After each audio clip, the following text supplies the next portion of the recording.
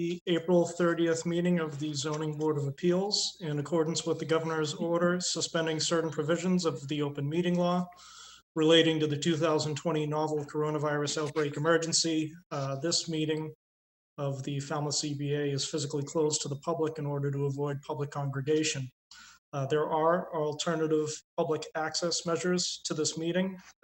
As always, we do have FCTV streaming live, and real-time public comment can be addressed to the ZBA utilizing the Zoom virtual meeting software for remote access. The application allows users to view the meeting and send a comment or question to the chair via the chat function. Submitted texts and comments will be read into the record at the appropriate time during the hearing. In order to log on to Zoom, you can go to www.falmouthmass.us/ZBA. And you can type in your comment. And as I said, when we get to the appropriate portion of the meeting, we can read those comments out loud and get any questions taken care of. The Zoning Board of Appeals is charged with applying the zoning bylaws for the town, and we consider requests for special permits, variances, and appeals as provided in the bylaws, which have been approved by town meeting and the Attorney General's office for the Commonwealth. All decisions we make are made through the public hearing process. The board's goal is to hear testimony from the applicants and from the public, and also to allow a full and fair discussion of the project prior to rendering a decision. To begin each hearing, the clerk will read the public announcement of the hearing and then present any pertinent information from the file, such as referrals from town departments and summarizing correspondences to the board. The applicant or the applicant's representative will then have 15 minutes to make a presentation, and time may be extended by vote of the board. The board will then question the applicant, and the public will be invited to comment as well. And as I said before, public comment is being taken on the Zoom app. You can access that at www.falmouthmass.us/ZBA, and there's a few additional instructions to follow there in order to log on and use the chat function to provide public comment. We do ask that public comment should only be refrained at the project, public comment should be directed at the project itself, and we also ask you to please refrain from making any personal or derogatory statements. Public comment can include an opinion in favor or in opposition, or it just might simply be a question about the nature of the project. All members wishing to speak, we do ask you to state your name and address for the record via the Zoom chat function. The board will then either close or continue the hearing when the board is satisfied that enough information has been presented by testimony and in the file to make a decision. By motion and vote of the board, the hearing will be closed. In the alternative, we may continue the hearing to a future date and time. After the hearing is closed, no more testimony may be taken. And for board discussion and decision, the board may then further discuss the project among ourselves and make a motion to deny or approve would be made and voted upon. The motion will include a summary of key findings and conditions. An affirmative vote of 4 members, which is a supermajority, is required for approvals of motions on special permits, variances, and appeals. A split vote, such as a 3-2 vote, would be a failure to carry and would result in denial of the project. Under Massachusetts general law, if a special permit is denied, the applicant cannot return to the board for 2 years unless the project is substantially different. And also need to acknowledge the board members and everyone that we have here tonight. My name is TJ Hurry, and I'm the chair of the board. We also have Ken Foreman, who is the vice chairman, Bob Dugan, the clerk, Ed Van Kuren, who is a full voting member, and Scott Stalinsky, who is a full voting member. It's his first meeting tonight. Congratulations, Scott, and happy to have you back on the board. Thank you very much. We also have James Morse, who is an associate member, and Mary Berry, who is an associate member as well. Also with us tonight is Noreen Stockman, the zoning administrator, Ashley DeMello, who is our recording secretary for the night. From Falmouth IT assisting us, we have Thomas Cox and Adriana Patano, and we do have our friends at FCTV coordinating behind the scenes. Turning to the agenda for tonight, we have public comment, followed by a number of continuations, 1 new hearing, and open meeting items. So first off, this public comment period is meant for anything that is not on the agenda. So if anyone out there has anything to comment on that is not on the agenda, you can type away using the Zoom webinar chat. And if anything pops up, we will make that announcement. But for now, I think we can just jump right into the hearings. And if anything pops up at any time, I can definitely make that announcement. So, Mr. Chairman, I'd like to make a motion to take the new hearing out of order. That would be number 18-20 TAM 8 Blacksmith Shop Road. We would hear that before the continuations. Okay, so there's a motion by Bob. Is there a second?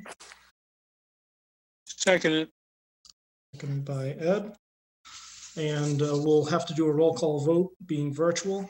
Bob, would you like to start us off? Yeah, Robert Dugan, aye. Scott? Scott Zelinski, aye. Ed? Ed Van Kuren, aye. James? James Morside. Ken? Ken Forman, aye. Mary? Mary Berry, aye. And TJ Hurry, aye. So we will take application 18-20 TAM 8 Blacksmith Shop Road out of order. And either Adriana or Thomas, I'm not sure who's taking care of that function. Can we please elevate Peter Tam for the presentation? And Bob, if you could read everything into the record, please. Mr. Chairman. So applicate. Oh, I'm sorry, James. Sorry, Mr. Chairman, as an abutter, I'm going to be recusing myself and shutting the camera off for a few minutes. Very good. All right, James. Thank you. So application number 18-20, being all persons deemed affected by the Board of Appeals under Section 11 of Chapter 40A of the Mass General Laws, you're hereby notified that Carrie L. and Peter L. Tam of Newton Highlands, Mass.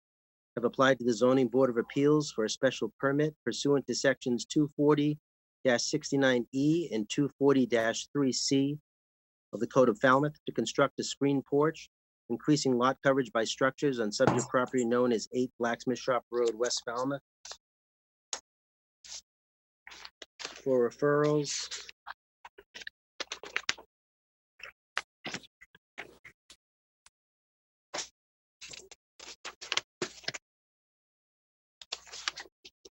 engineering, this application was reviewed for public impacts, the public rights of way and public utilities. Blacksmith Shop Road is a public right of way in this area. No alterations are proposed to the right of way. Any change within the right of way would require filing a permit with the engineering division. Any connections or alterations to public utilities would require permission from the appropriate town department. The project must not direct any stormwater runoff to public property, abutters, or public rights of way. And we recommend that the board add a condition that requires the addition of dry wells, rain garden, or other stormwater infiltration measure for the new roof area at a minimum. From historical, applicant must confirm with planning staff proposed work is outside of the West Falmouth Historic District boundary. And they did submit something to staff that said it was outside the boundary. Assessors Department, no comment. Water Department, not applicable. Fire Department, no comment. Planning, no comment. And then there are a few emails. There are 2 emails of support. And 2 others, and these all have to do with abutters at the condominiums located at 561 West Falmouth Highway.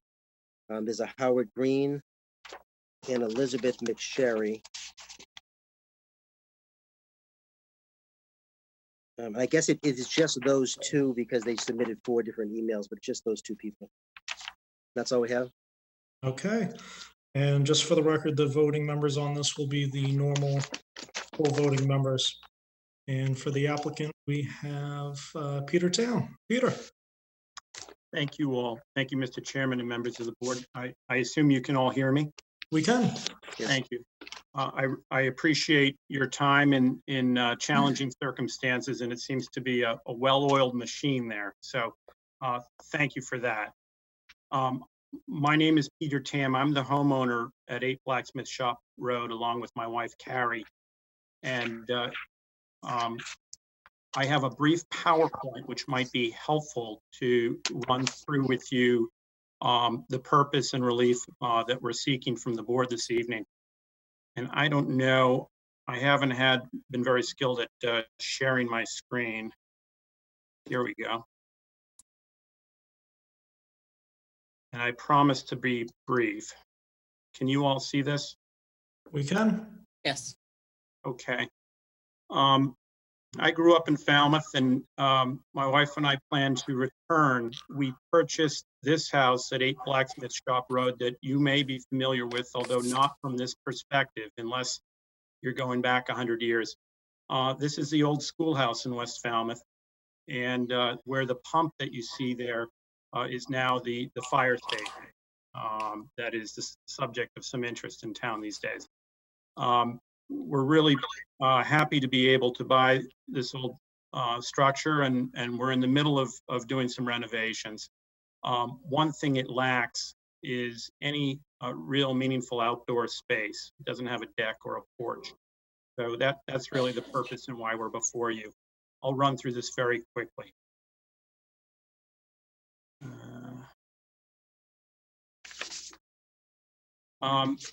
The lot that you see here, the property is non-conforming, as you might not be surprised by, in a number of respects. It's an undersized lot.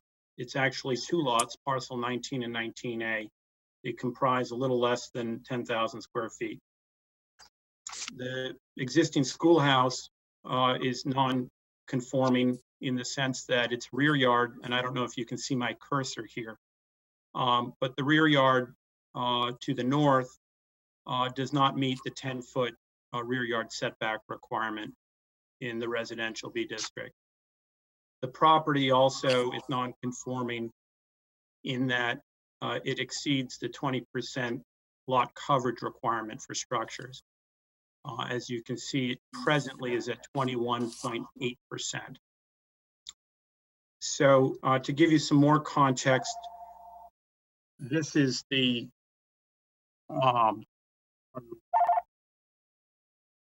these are the existing elevations of the house. As you approach it from Blacksmith Shop Road,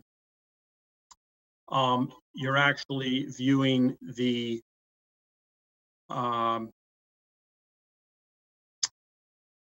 south elevation. And for further context, here are photos representing the same elevations. So the bottom right is the actual entrance to the house at the south along Blacksmith Shop. And then you can see the other elevations. What we're interested in doing is creating some outdoor space. And our goal is effectively to create a screen porch and integrate it within the existing schoolhouse, which we really admire and want to respect. And there are these small existing porches, and so we'd like it to emulate some of these small entrance porches.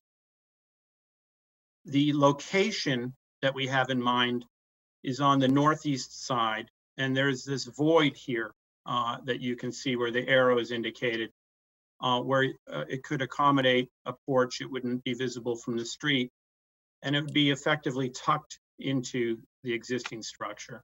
And that was sort of our intent.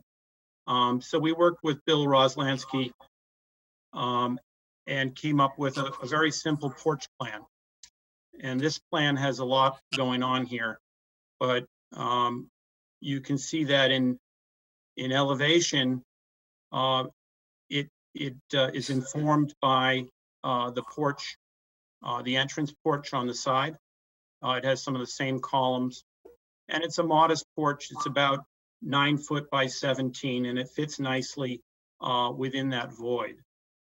It would have stairs down into the small yard on the side of the house, and it follows the plane, as you can see, of the existing house. This room, just for context, the interior room is a small den. So this would have some patio doors that open into the den. And it would be large enough to accommodate a table and chairs so that you could eat outside. That's essentially our goal. So to give you another context, here's the existing in the top left, and here's the proposed. The view on the top right is actually taken from the library parking lot across the condominium property, and the house is visible through the woods in that direction. Just another perspective, you can see here again where the porch is proposed. So two forms of relief that we need from you, and one is to further exceed the 20% lot coverage requirement, and the other pertains to the setback. And I'd like to just touch on both of those. The lot coverage, as I had noted, the requirement is 20%. It already exceeds that. And we are allowed 25%, as the board is well aware, by special permit. Currently just shy of 22%. The porch would add about 178 square feet. But this landing that you see circled in red would be removed. So there would be a net increase of 162 square feet, which would translate to an end result of 23.5% lot coverage. So still well within the 25 that were allowed. And I would note to the board, this doesn't take into consideration, we're also removing this other landing, which we actually already have done in part on the easterly side. There was a door that we removed from that, so my son can't escape his bedroom under the cover of darkness. So that lot coverage will likely be even less than 23.5%. That's the first form of relief. The second is the setback. And as you can see here, the area circled in green is the existing building setback. And this is a rear yard to the north, and it abuts the Greens property and the condos. It's a wooded area, as you can see. The existing house is set back 5.5 feet and 4 inches.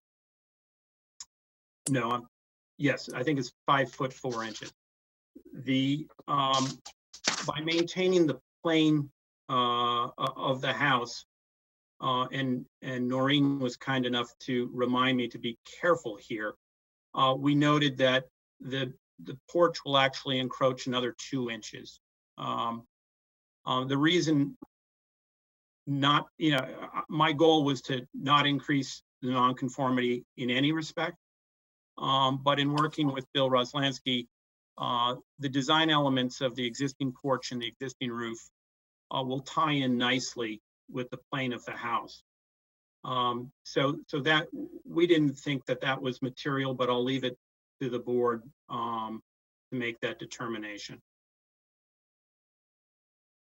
So as I noted, these are the two items that were before you this evening on both in the context of special permits. And if, Mr. Chairman, if you'd allow me, I'll just touch on the standards that I know the board knows well, but I figured it might be helpful just to relate them to our proposal. Sure. Taking the second item first, the special permit to extend the non-conforming structure, that is for the rear yard setback. I wanted to make sure that we meet these standards, and so I just wanted to touch on the 7 standards that are set forth in subsection 216, which informs the board's decision that any extension not be substantially more detrimental than the existing nonconformity. The site is clearly adequate. I think the fact that the porch won't effectively change that plane of the house is meaningful, and it really doesn't materially encroach on the rear yard. I think the 2 inches is, I hate the word de minimis, but aesthetically, you wouldn't be able to observe that 2-inch difference. We tried very hard to design it in a way that it fits the site and it fits the structure. There's no bedroom addition and there's no impact on traffic. There's really no adverse impact on views and vistas. This is on the north side of the house overlooking some woods. And again, the plane of the house is maintained. No impact on sewage or infrastructure. No impact on utilities. This is a screen porch, and there's really no basis to impact affordability. As were noted, we also want to be respectful of any comments from the town or from any interested parties.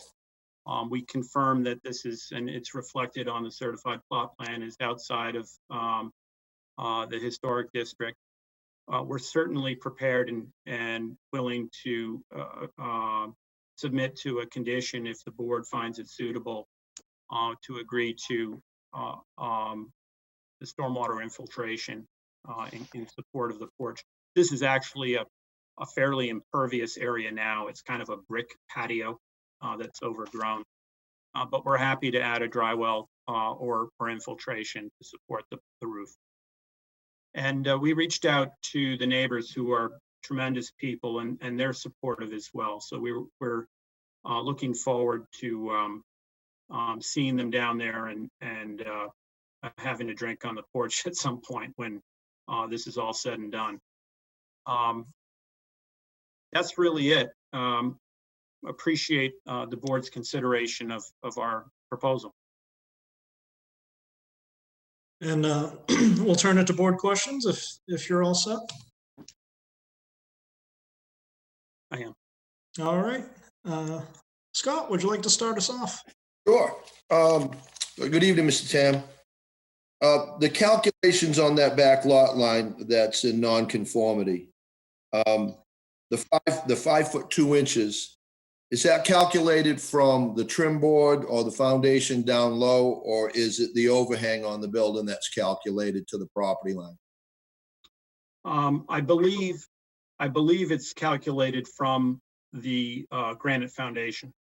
All right, so if you have a 4 or a 6 inch soffit, then the overhang is 6 inches closer to the property line? Yeah, yes, you're right, Mr. Zelinski. There are, there's certainly, it's not a soffit, but there's some drainage. There's a downpipe, and there are some items that encroach slightly further. Yeah, because I see from the side, all it shows is the rake. I didn't know what went beyond the rake board. The other question is, it's not a question, but you know, when we're figuring increasing nonconformities, you know, the existing 16.9, we're increasing that, or you're asking for us to increase that nonconformity by more than 100% along that lot line, right? I'm sorry. You're adding 17.4 to the 16.9 foot nonconformity on the property line, right? Which measurement are you referring to? Well, it's the dimensions of the porch. You're already, the property already had a setback issue at 16.9, that back piece that's already existing. Yes, And so then- in terms of laterally, yes. Exactly. So we're adding, or being asked to add, more than 100% of nonconformity that's existing, right? Well, it depends how you calculate it. You know, a setback, in my experience, you can, what you're asking is more of a lot coverage issue almost, right? It's how much of the structure is incurring within the setback. And that's a fair point. But our goal was to try not to increase in any material way the existing nonconformity. That is, to get really materially closer to the lot line. But yes, I concede the point that now, to your point, if we could have made this porch less than the 5-foot 4-inch. We would still be filling volume within that 10-foot setback, right? But it wouldn't be, so I think that's a different calculus. I think I'm not telling the board, how to calculate it, but I think you should be looking at it from the actual incursion. Like, are we going further? And I concede we are. We're going 2 inches further into the rear yard. And you, as the board, certainly can assess the overall impact of the porch within that setback by the standards that I laid out that are in your bylaw. So, and you can do that visually. You can do it from volumetrically as you're doing. And I think all of those are worthy of consideration. Thank you. Thank you, Ms. Tam. Thank you, Mr. Chair. That's all I get for now. Scott. And I should mention, if anyone has any public comments out there at all, just use the webinar chat, type it, and we will address it when the time comes. Bob, do you have anything? I actually had the same questions that Scott did. My only additional is just, and I know Historic weighed in, but is this on any kind of a national register? I know you showed that nice old postcard where it was the schoolhouse. So is it actually registered anywhere? It's not. It's not. And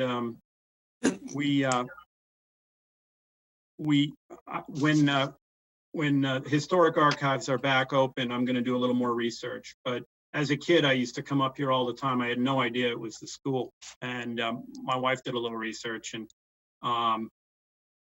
there, in the Book of Falmouth has some interesting stories. Apparently there were girls and boys outhouses to the rear. And kids used to go over to the blacksmith shop across at C.H. Newton after school to watch guys at work. But it's not on any inventory. It's not on the register. And the West Falmouth Historic District runs through the side yard, but not through the structure. When you met with Mr. Roslansky when he was doing the original plans, did you do any options that would not make it more non-conforming? We actually had an idea initially, Mr. Dugan, that to put the porch on the front of the house. So there's a similar void, but in that case, it was going to incur within the front yard setback.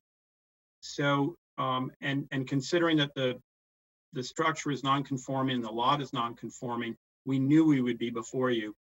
I didn't appreciate this slight incursion, this 2 inches. Until plans were being finalized, and Noreen, actually, to her credit, pointed it out to me that we should dimension that corner in case the lot line wasn't parallel. And sure enough, when BSS went back, when Jeff went back out, they observed that. So we could cut it down. I'm not saying we couldn't. The porch is already very narrow. I don't, if you have a porch or a deck, this is just over 9 feet in width. And if you can see in the perspective plans, the gutter and the line of the house, it just looks nice like this. It's more in keeping with the existing porch. So I guess when you were discussing the board, like with Scott's question about the one thing's the setback and one's the volumetrics, I think they're actually both concur with the same thing. I think you have to look at both of them because you are going into the more non-conforming on the setback, but the area that you're squaring off doesn't have anything already existing. And there aren't other portions that are being removed to make up for that difference in volume. And even though I understand it's a screen porch, but when something like that exists, if it ends up that it's permitted, you now can change it, or you can add on the building, or you can go up, because it then would be legally non-conforming. So I think that's just my biggest issue. I'm not aware of anything that the board's ever done where we've actually permitted something that is more non-conforming than currently exists. That's a fair point, and I can tell you I've been involved with a number of different items where if we weren't if we weren't extending, and that's what the bylaw says, that's what section 6 of the zoning law says, you do have the ability to grant a special permit to extend a nonconformity. And I can appreciate the board being concerned about precedent. I think, at least I'll speak for myself, that a 2-inch encroachment in my mind is not setting or breaking any wild precedent. So if the board has discomfort with that, I think when we're talking about a matter of inches,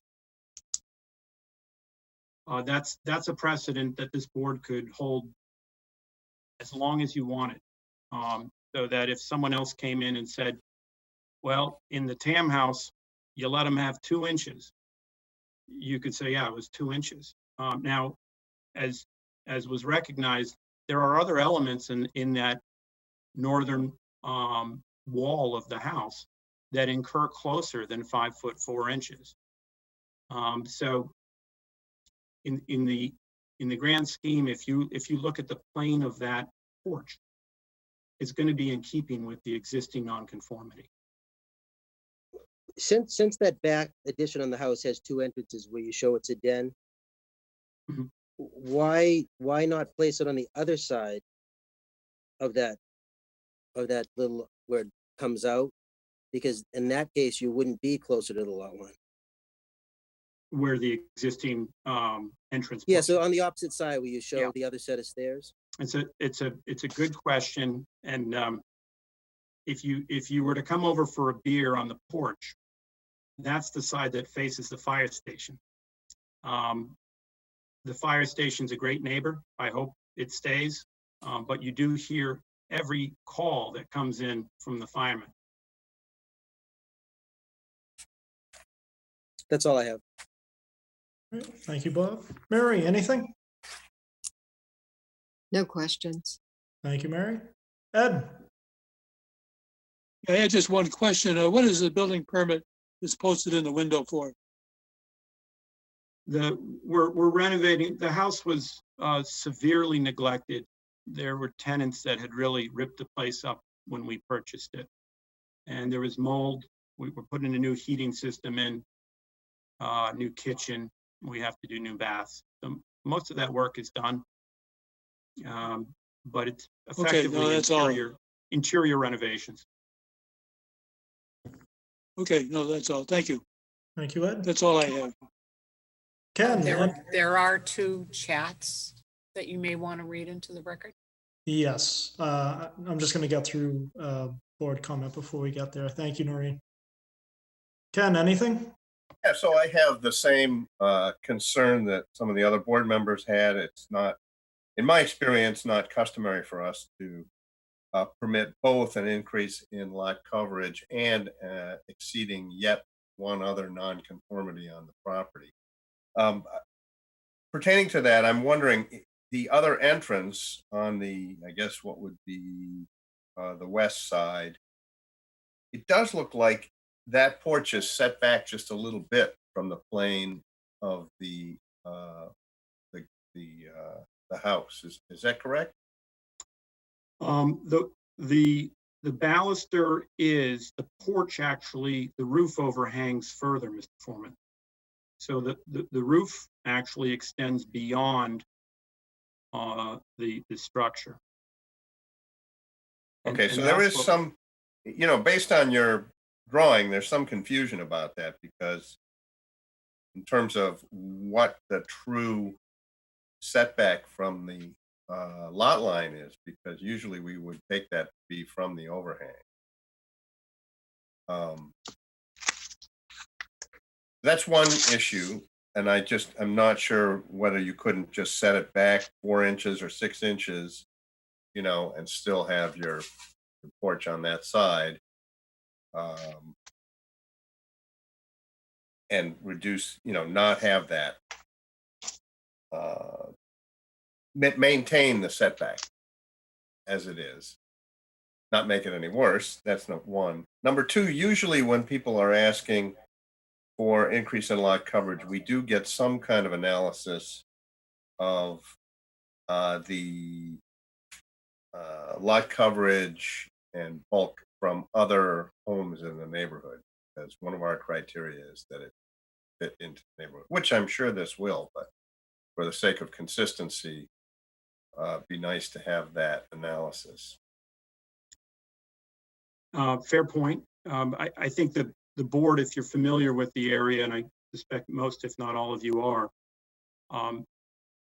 I looked at that as well. In this instance, I think the board can recognize that the existing structure is non-conforming in that respect. It already exceeds the 20% lot coverage. So nothing I do in order to build a deck is going to make it comply. And you can just look across the street. We're looking at CH Newton, which is virtually entirely impervious. So the neighborhood is, there really isn't a neighborhood in the immediate area. You have the ballpark to one side, you have CH Newton out in front, and you have the fire station. So there really isn't a consistent standard. For those of you who've been out there recently, I'd submit that this is a reasonable proposal. It certainly doesn't go to 25%. We really worked hard on this design. I'd hate to have to go back and spend more money having to redesign everything. With respect to the roof and the overhang, I focused on the dimensions because I didn't want there to be any ambiguity. And so I erred on the side of noting and seeking what is arguably almost imperceptible in the field in terms of a matter of 2 inches. And I defer to the board, but this is the best plan I think that we'd like to execute on. If the board needs any additional information, I'm happy to provide it. But I've worked pretty hard to get to this, and if there's a concern about not meeting one of the standards, I'd like to try to address it. Sure. Anything else, Ken? No. Okay. And the questions and concerns that I had have already been addressed from the board. So we'll turn it to public comment. Thank you, Noreen, for pointing that out. We do have a few public comments. First one is from James Morse, and that of course is in his individual capacity, not as a board member, since he recused himself from this application. James says he lives 2 doors down out to the south of Blacksmith Shop Road at 545 West Falmouth Highway. What is proposed is not out of neighborhood character. It's a modest porch. I am in support of the project. We also have a comment from, the account is Randall Iserman, but it says it's Britt Densmore of 29 Blacksmith Shop Road. I am very familiar with the property at 8 Blacksmith Shop Road. The addition of the screen porch will not impact neighbors on the street side. I support the TAM's application as submitted. And there was another comment provided by Britt and Randall. She said she's showing her support. Randall Iserman and I own 29 Blacksmith Shop Road. Just regarding the current conversation, I would not support the move of the porch to the west side of the north wall because of the impact on what I consider the main facade of this historical building. So that does it for public comment, and thank you everyone for using the chat function and providing your comments. You do also have a circumstance here where instead of having the lot line run straight and parallel to the house, the lot line actually curves in slightly toward the house. So I think that adds to the reason why it winds up encroaching, even though you're just squaring with the house. Thank you, Noreen. Does anyone have any follow-up questions? Go ahead and ask them if you do. All right, not seeing any from anyone. This might benefit from some board discussion and before we come to any sort of decision, before we close the hearing or anything like that. Anyone want to start us off? All right, so I still have the same concerns, and I understand it's a modest nonconformity change on the 2 inches, but there's also a volume issue that is another change that I think has more of an effect. It is an addition to a main house, so I think there's room to adjust the addition and not increase the nonconformity as much as this plan is now, either by relocating it or stepping it back. And I know Mr. Roslansky, the architect, has been before us with a lot of other projects before, so he's aware of these setback issues too. Noreen's comment on that the lot line, does come in, it's not parallel with the house.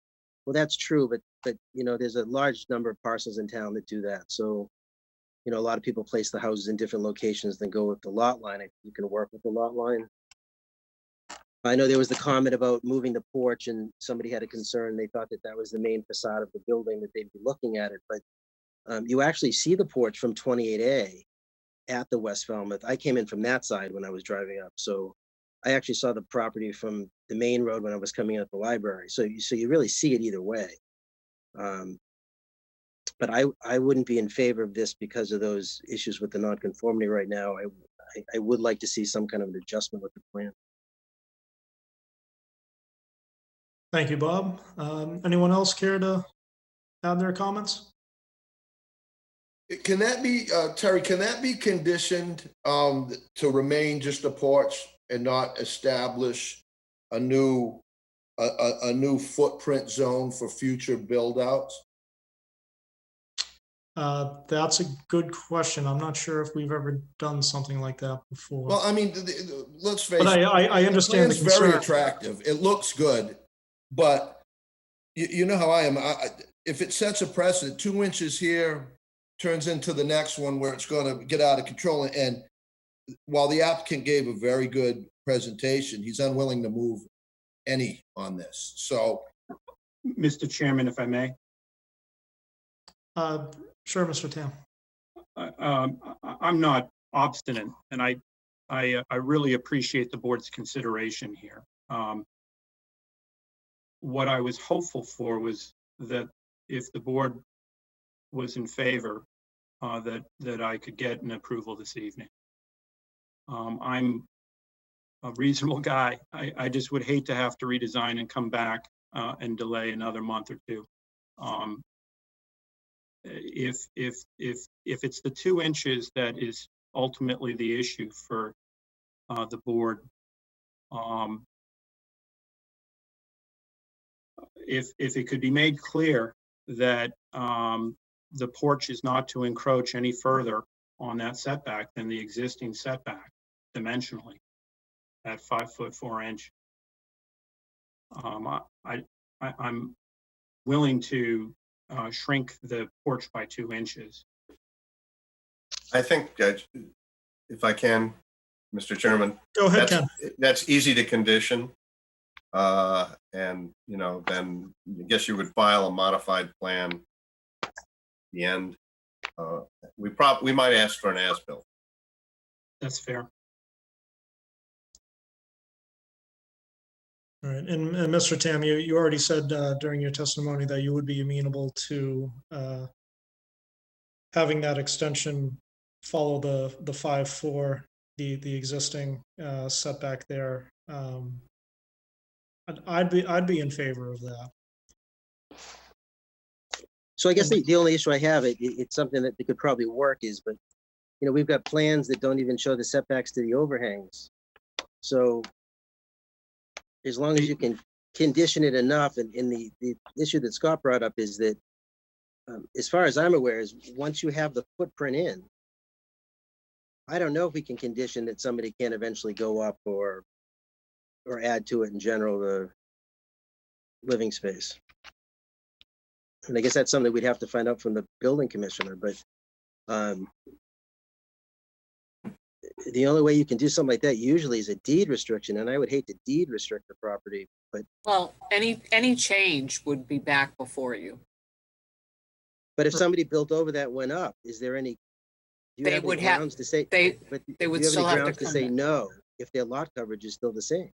Yeah, they would still be back before you though. Pre-existing non-conforming. In working within the same footprint that they have because they've already done the addition. I think, I'd imagine that they would have to come back before us, and then it would be in the board's discretion whether to allow the potential addition on the second floor if that ever became an issue. And you can mean, I think- explicitly condition that too. That any, I think we could condition that. It's a. And I would be in issue- favor of that as well, if that could be conditioned that they had to come back. If they reduced it by the 2 inches and had that condition in there, I think that I would be in favor as well. Okay, Mr. Chairman, if I may, yes, I can appreciate this concern and you all understand that our intention is to build a porch. of course. The porch is designed with footings, so there's not a foundation here. Any, Noreen, and I think the board is exactly right. Any alteration of this porch is going to require a return to this board. So from a practical standpoint, you can't do anything to this. We couldn't go up on this unilaterally, nor would we want to. You'd have to tear the whole thing down. So, but whatever comfort the board needs, we're prepared to submit to. Thank you, Mr. Tam. And I think the board's concern regarding, any sort of future plans, I don't think we're thinking of you exactly. I think the board's thinking more down the road. Just in the past, we've dealt with projects where we've seen small additions on the first floor, and then you wait 5, 10, 15, 20 years, and someone comes back and is looking for that addition on the second floor. So I think that's where the board's coming from. When it comes to that aspect of the project. Ed, haven't heard from you yet. What do you think? Yeah, I'm all set for it the way you just discussed. I'll go along with that. Okay. So, Mr. Chairman, what's the best way at this point where we need to have a specific condition like that written up? Is it best to maybe again make a motion to have the administrator do a draft positive approval so we get to see what the different conditions are, or? That might be appropriate if we direct her to draft a positive motion. We can vote on it at a future hearing. And Mr. Tam, my apologies. It's just the world we're living in right now with the being virtual and all when it comes to figuring out these decisions. We've done that in past meetings the last few weeks where we've directed Noreen to draft a positive motion and then we review it for language and vote at it on a future date. Could I offer a suggestion, Mr. Chairman? Of course you can.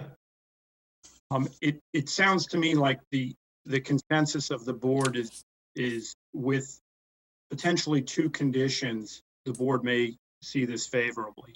Those conditions being that the porch plan dimension be revised to not exceed the existing nonconformity of 5 foot 4 inches along the plane of the porch.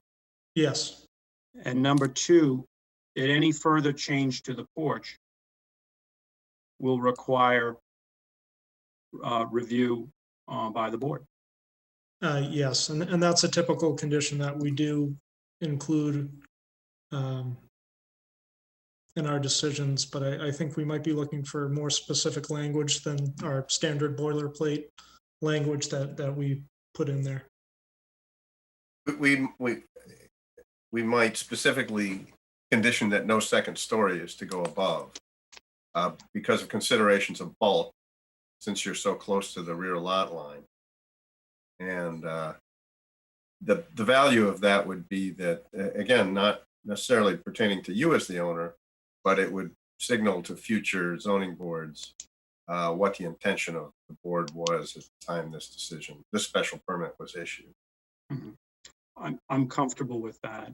If with those as conditions, Mr. Chairman, could the board act on this evening? We can, well, we would need to close the hearing first and then come to a vote. But So how, I'm fine with the conditions, but I do want to see it written up in advance. We have a lot of these situations where things get written and then they come to us and we find little minor changes, things here or there. According to what we received from town council, even the appeals periods now aren't starting until I think June 1st right Right. now. So, I think we'd have a little time just to get it written up correctly versus having to come back again. And maybe in that period, we could also get I don't know, maybe Roslansky could even do a small modification to the plan so we can see that at the same time instead of getting another modified plan to add for the as-built, just see something. That's fair. When would this be, when would the opportunity to be back before you? I don't have my normal schedule ahead of me. I see that our next meeting is May 14th, but I'm not sure Yes. how busy we are that night. Yeah, we could review a draft that night. That would not be a problem. Because it wouldn't take much time. No, If a draft was in order and the board was favorably disposed, when could we expect a decision to be issued? I'm just concerned about timing. Well, we Be would the vote, 14th. we would vote on it on the 14th, but Bob raised a great point, and this has to do with the governor's emergency orders. Oh, I'm aware. I'm You're aware. right. So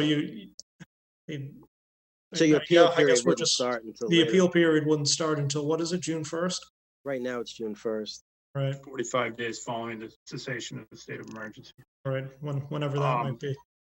Okay, well, I really appreciate the board's time and consideration. And I can be prepared to talk with Bill in the morning and see what we can do to resubmit to you what we can in advance of May.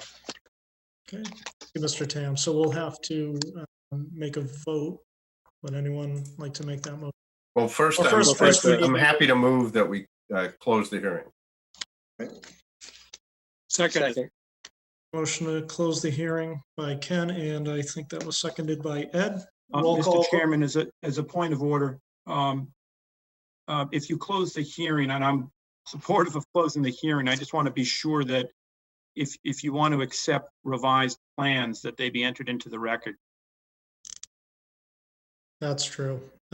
So maybe are we best off with just a continuance? How about we close the hearing, leaving it open for the submission of revised plan, being the motion? I suppose that's appropriate. All right, so on that revised motion made by Ken and second by Ed, roll call vote. Scott? Zelinski, aye. Bob? Robert Dugan, aye. Mary? Mary Ed Berry Van aye. Kuren, aye. Thank you, Mary, and thank you, Ed. And Ken? Ken Forman, aye. And TJ Hurry, aye. Mr. Tam, thank you for your time tonight. Thank you all very much. Appreciate it. Be safe. You too. So TJ then, so, Do we need a motion? yeah, we need a motion. to- So Oh, so I'm then sorry. A motion to continue, right? No, we need motion to for direct motion. So the administrator to draft a positive positive approval with motion, conditions. My a apologies. positive decision.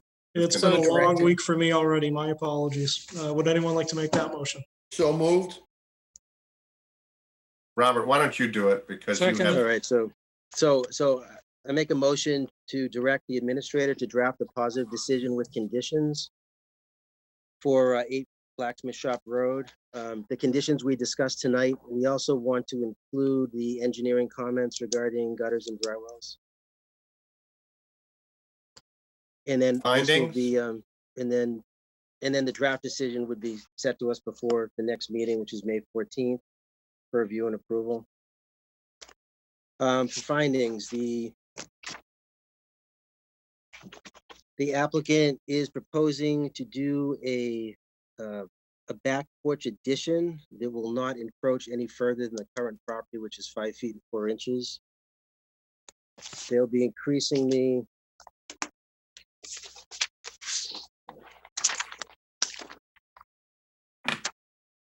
They'll be increasing the lot coverage to 23.5%. Unless that changes with the revised plans, with which we'd have to change the lot coverage. Meets 240-69E, 240-3C, 240-216. The property is viewed from a public way, but only 28A, but it doesn't have a great impact. The direct abutters were in approval of the addition. The property is in the historic district, but the structure is not in the historic district. And there was testimony that the property is not on the National Register for Historic Homes.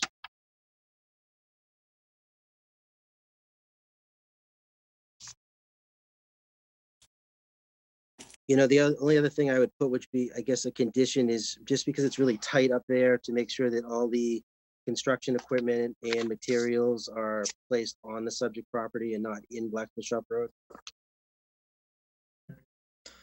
And Ken, you did mention the possibility of an as-built, and I think the applicant was amenable to that. Right. I would favor that since it's so tight in that rear location. Okay. Anything else? That's it.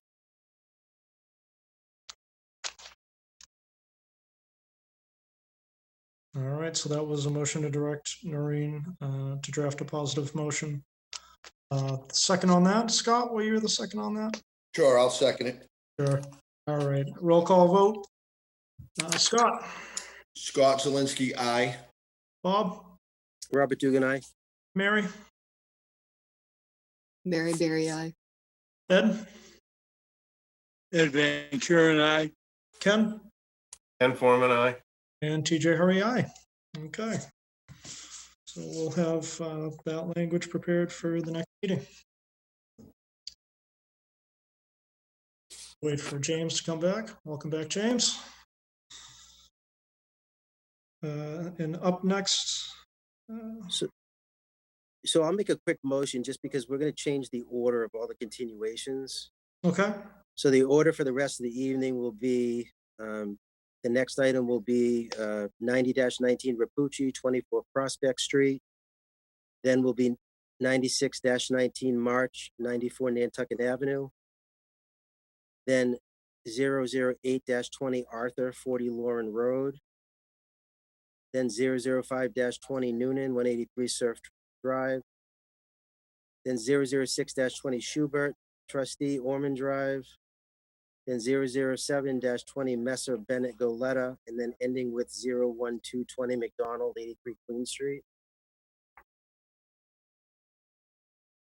okay. So Bob is making that motion. Is there a second? Second, By Ed, roll call vote. Scott, Scott Zelinski, aye.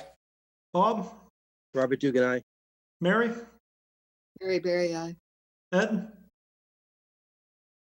Ed Van Kuren, aye. Ken, Ken Forman, aye. and TJ Hurry, aye.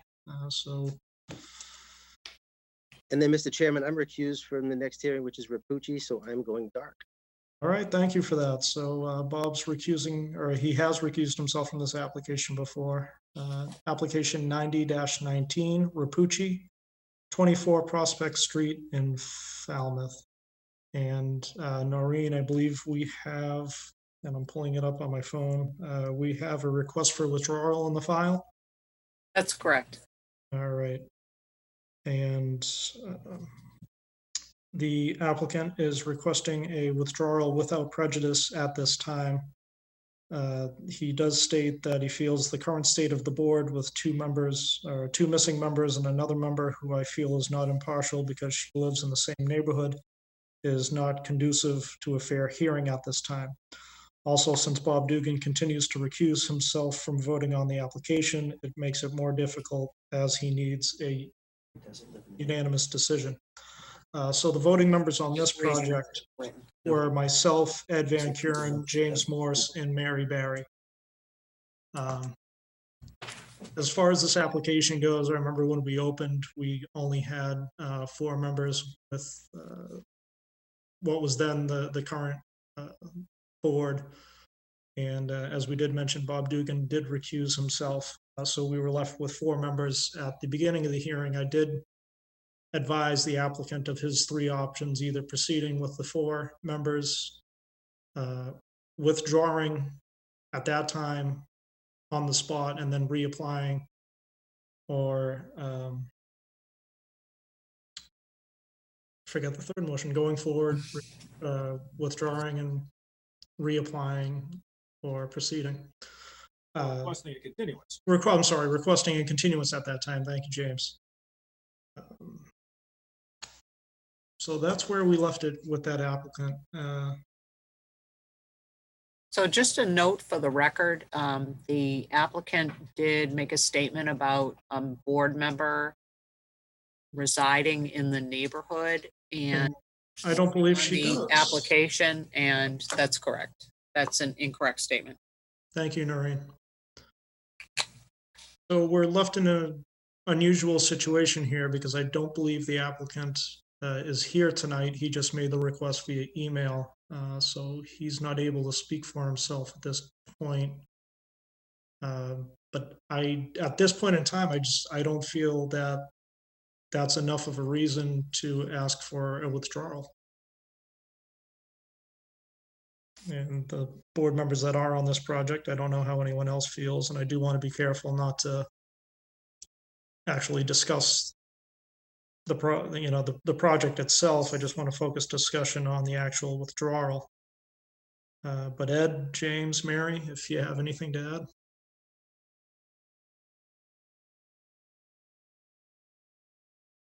I would agree with you, Mr. Chairman. Ed? Yeah, I pretty much agree with you. We spent a lot of time on this.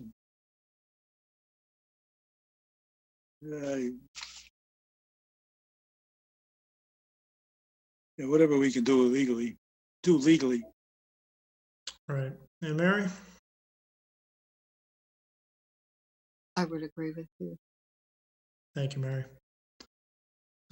So as I said, that does put the board in an awkward position right now. I don't know if we vote to deny the withdrawal, and then of course we have to deal with the schedule. I don't know if we vote to put it on our agenda in the future and go forward, or I suppose we could, if the board's not in favor of allowing them to withdraw without prejudice, I suppose we could vote for the project to withdraw with prejudice, but that of course means if we do that, then they would not be able to come back to the board for 2 years unless the project is substantially different, like I say every time at the beginning of the night. So again, I don't know what the board would want to do.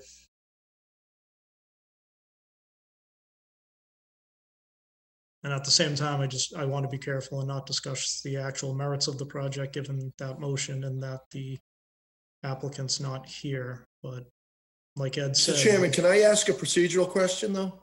Sure. The vote is just to let the applicant Withdraw without prejudice. without prejudice. That's the only vote. So it would leave that open, and his decision, it would be open. You know what I'm saying? Right, but then then we have an application hanging out there, so we would have to vote to continue it to another date if that's what. I understand. All right, Yeah. I was just asking a question. No, thank you, Scott. No. I don't want to lose an application in the midst of everything. Understand.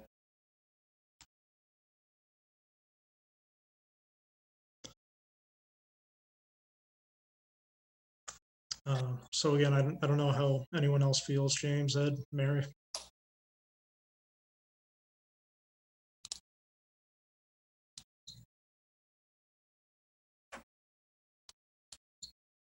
Noreen, if we were inclined to not allow the motion to withdraw, would there be another date available and we could notify them of the board's decision? We could continue them to the 14th. Okay, I guess the question would be, with the continuation, how, what would we expect as a board? I mean, I guess the problem will be is that you could potentially have the petitioner there. Right.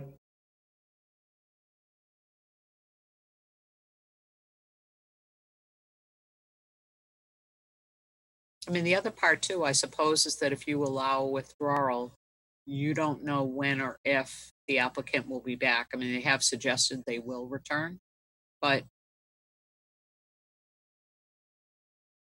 Right, and to allow them to withdraw without prejudice at this point, I mean, I gave them their options when the application was first opened, and they elected to proceed with the board, with the 4 board members that night, and with the full understanding of the options presented, and they decided to continue, so. Right. I'm just not comfortable allowing that motion at this time. So, if, given the Mullen rule, right, if one of us who wasn't there, like myself, were to review the record, we could end up with an additional voting member on this particular case. Is that correct, Noreen? I don't think that's the case, because I think Mr. Rapucci appeared before you at least twice already.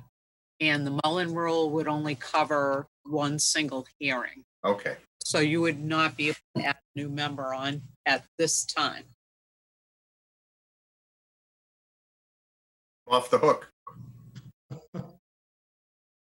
All right, so I guess I would be in favor of voting to deny the motion to withdraw without prejudice and making a motion to continuing the hearing to the next available date, May 14th, at which point I'm not sure what to expect. But as the chair, I don't always make the motion, but maybe I have to do that for this. So I would make. What would be the action next? Excuse me. What would be the action on the 14th? The applicant could present the application as it's been previously presented. I know, again, I want to be careful not getting into the details of it, but we did make clear what we were expecting tonight. If we were to vote to not allow the withdrawal without prejudice and then continue to the next date, we can certainly direct Noreen to inform the applicant of our decision and what we expect on the next available date. Okay. All right, so.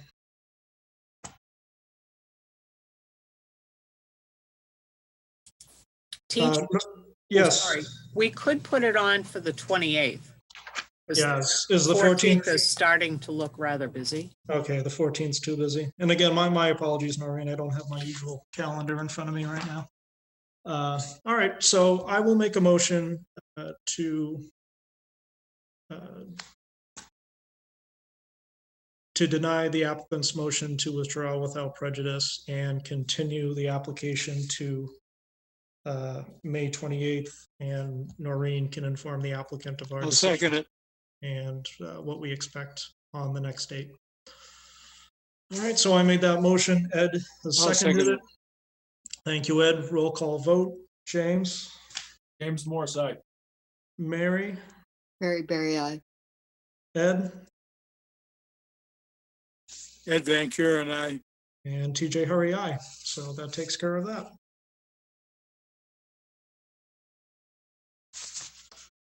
And we'll allow Bob a moment to come back to us. Up next, we have application 96-19, March 94 Nantucket Ave. And to either Adriana or Thomas, I believe there is a Patrick Roach who will be presenting this application. So if he could be elevated while Bob reads the application into the record, that would be very much appreciated. Actually, Mr. Chairman, this application was already opened.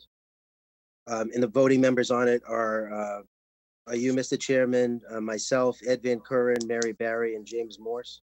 All right, my apologies then, but we do have Patrick Roach queuing up. So as Bob said, the voting members on this are myself, Bob, Ed, Mary, and James. Mr. Roach. Thank you, Mr. Chairman, and good evening to you and the board members. And I hope this finds everyone well. And for the record, my name is Patrick Roach from Holmes and McGrath, representing the applicant, David March.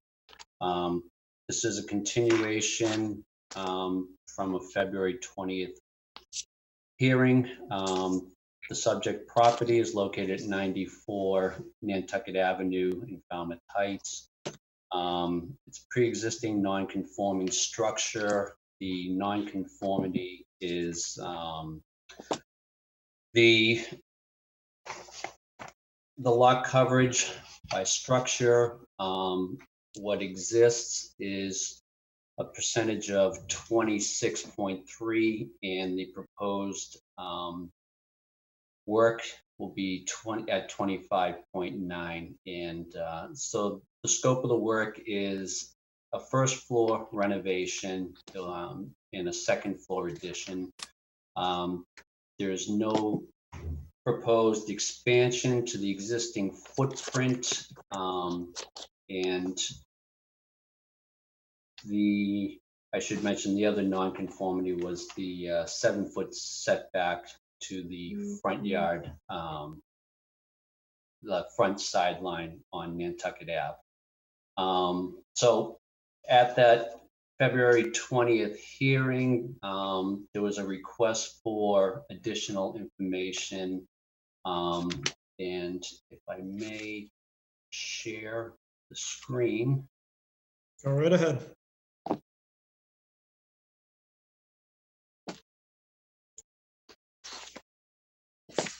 So a letter was submitted to the board from the structural engineer stating that that they are proposing a underpinning and continuous footing underneath the existing concrete block or CMU foundation, which is a crawl space. And the board's concern at that time was that they wanted to make sure that the existing structure could support a second floor addition. So we did submit this letter from the structural engineer. And in addition to the submittals, we have revised architectural plans, again, showing the outline of this continuous footing and a detail of the footing and the underpinning for the existing CMU wall. And lastly, we revised our plot plan to show that same continuous perimeter footing.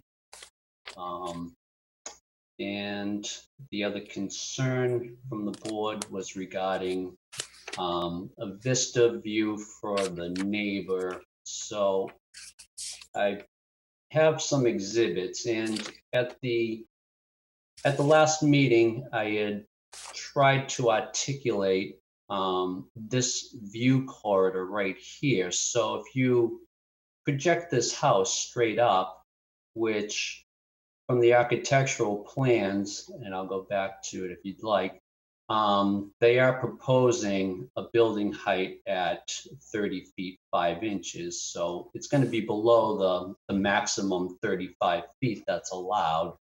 But you can see that this is unobstructed, and I'm standing with my back, with the water at my back, and there's this balcony or deck which again, if you project this vertically, it's not going to obstruct. And this was the view with me having that balcony at my back, and this is at ground level. So again, if you project this wall upward vertically, I don't think it's, they're going to have a clear view corridor, vista view right through here. The other exhibits, so this again, the water is at my back.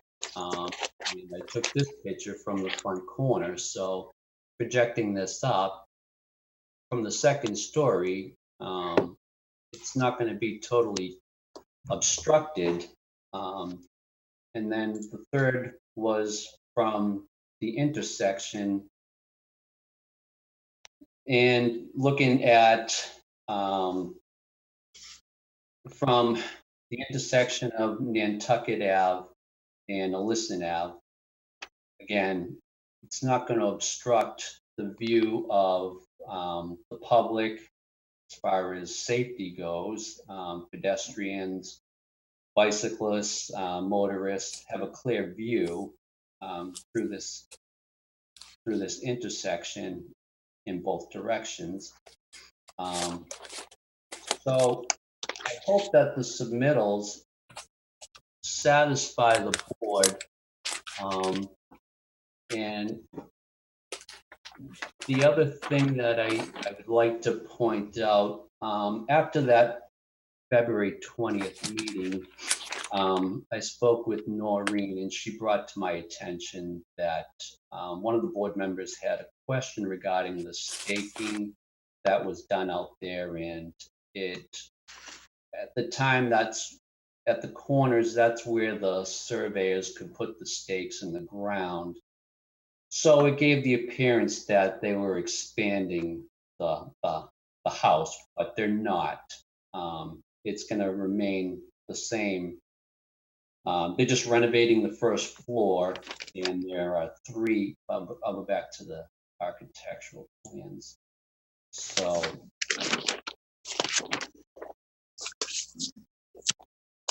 the existing layout of the house right now it's a single story dwelling that has 3 bedrooms, a bathroom, kitchen, and a living room. So it's a pretty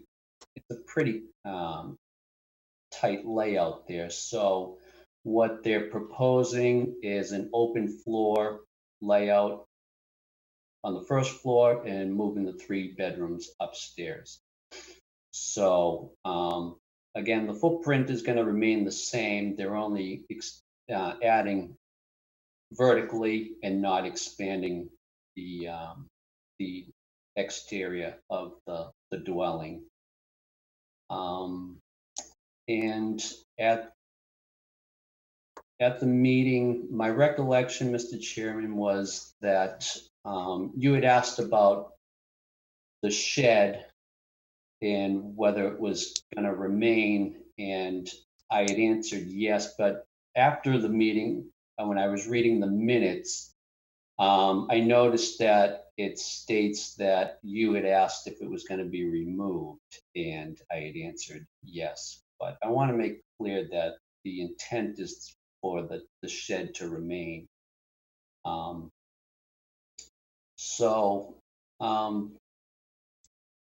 I guess that's it for my quick summary. Hope it wasn't too long and that it was brief. And if you have any questions, I will try to answer them. All right. Thank you, Mr. Roach. We'll turn it to board questions. And again, if anyone out there has any public comment, questions, comments, concerns, use the Zoom webinar chat. You can type away, ask whatever you want. We will get to it when the time comes, but that option is always there. So we will turn to board questions right now. Bob, do you have anything? Yes. So Mr. Roach, could you bring up that photo exhibit number 1? That one there. So when I walk back the property, that driveway that's shown, it has that red vehicle in it. Mm-hmm. there was a lot boundary nail head within that driveway. How much of that driveway is on this property?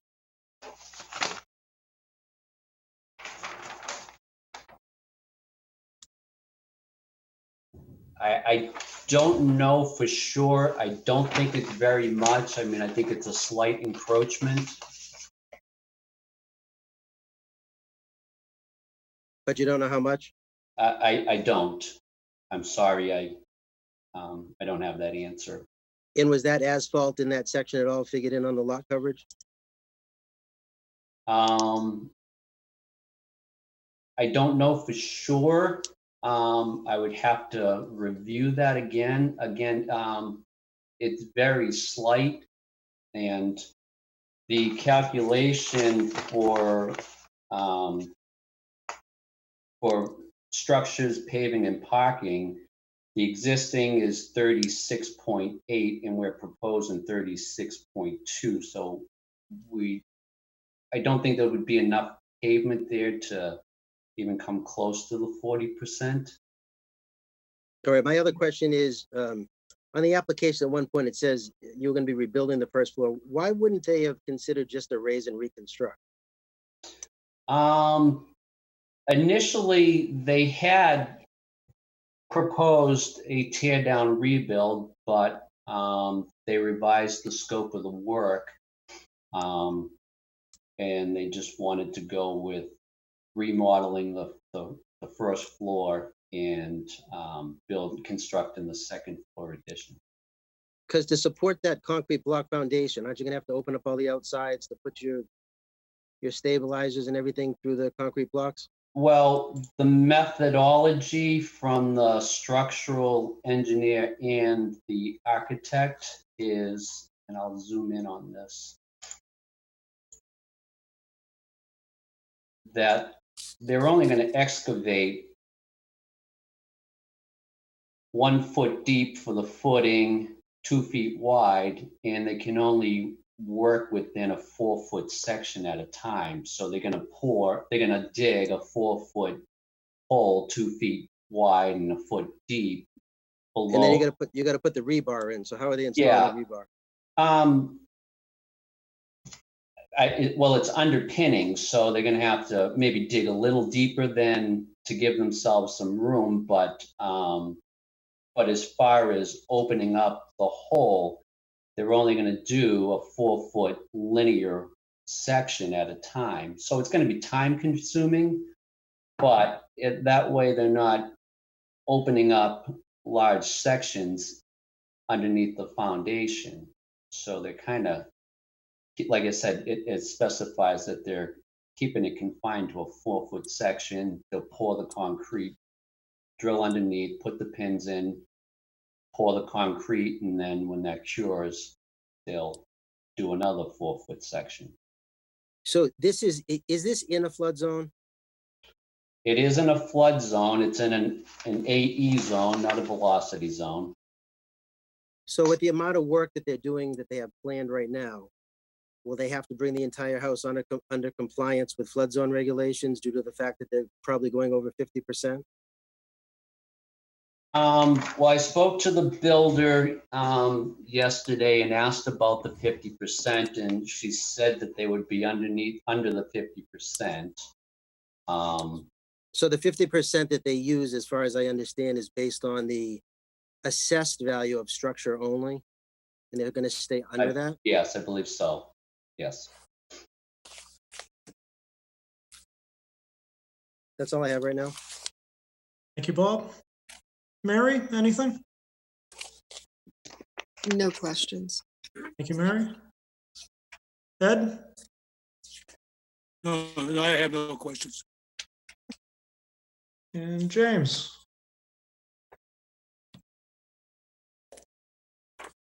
I have nothing else. Thank you. James?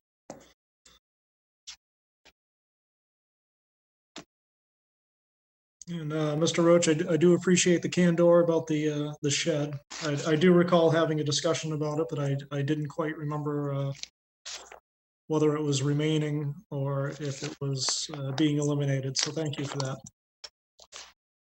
Thank you for recognizing it. And again, I do hope that everything that I presented and what was submitted is satisfactory, and that it pleases the board, and that we could get a favorable vote tonight. Okay. And I'm looking at the webinar chat. I don't see any public comment at this time. So how would the board like to proceed? Do you want to discuss it at all? Sure, if you want to. And feel free to start off, Bob, if you have anything. Yeah, so I just have some concerns, and I've walked back to the area. I didn't realize originally that that lot line went into the neighbor's driveway next door. Or other than actually the neighbor's driveway, which is asphalt, seems to be on this property. Because the way the stakes are out, it seemed like the stakes were only on the lawn area. So I think that really should be on the plan. I understand he's not aware of it tonight and he didn't know the exact amounts, but we should know what is the exact amount. I am concerned regarding this foundation. Conservation had a comment at one time that they had concerns with it too, and they would be notified if there was any kind of a problem doing the concrete blocks in case there was failures to the structure. You know, I looked at the engineer's letter, and it is a basic letter, but you know, I know a lot of the construction in that area, and I just have concerns with that. I don't know why you wouldn't do a raise and reconstruct so you don't have all the possible problems that you'd have with the foundation. I do have a question too over that, you know, it isn't a flood zone. And maybe the building commissioner can enlighten us, but if they're basically renovating the entire first floor, they're redoing the foundation and they're adding a second floor, and the current assessment of the property on the structures seem to be 108,000, you're looking at about 50,000. So if they go over that, the entire place has to be brought up into compliance, which I assume would be redoing the foundation. So I would like some more information regarding that, but as it stands right now, I'm not in favor.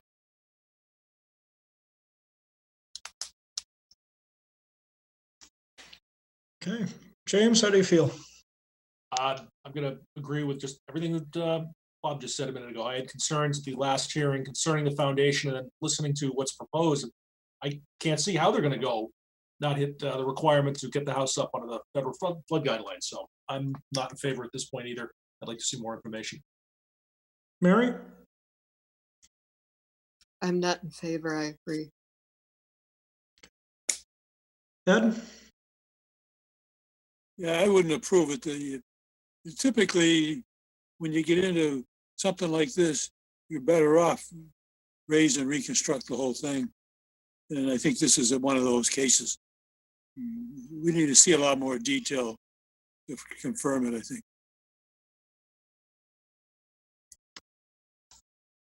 So I'd vote for no right now. Oh, okay. And what exactly would we be looking for? Would it be from the building commissioner, or maybe Bob, if you could elaborate what you're looking for? Oh, you're on mute, Bob. You know, I'd like to see a plan that actually shows the actual, you know, lot lines consisting of what is on that right-hand side structure next door. I'd like to know exactly how much of that driveway is on this property. You know, as far as the letter we've got for the engineer, I don't know how much more we can go for that. I am uncomfortable even with that letter of doing this much of a renovation of a home with that concrete block foundation. I think conservation had it right when they were worried about it, even though they put it in their decision. I know we've had issues before where we've gotten letters and put information that they have to come back to the board. And usually what happens is they start doing the construction, there's a failure to the foundation, and then the building commissioner has to do an emergency order and have them correct it however he wants to correct it for safety issues. And we kind of get bypassed. So I don't know how you handle the foundation issue unless this was a raise and reconstruct. I don't know if I would be in favor of it. I think they've handled the issues with some of the views. You know, some of the other properties have gone in that area.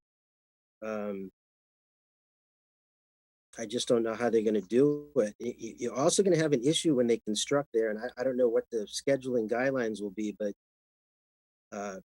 Grand Ave on that section is a one-way.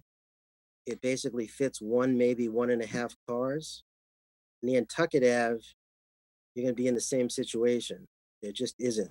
And then Elysian, which is on the other side, is just as small. So even during the construction, they're gonna have to also figure out some kind of a schedule and have somebody posted there, because you won't be able to get up those side streets for the people that have to actually access those other properties.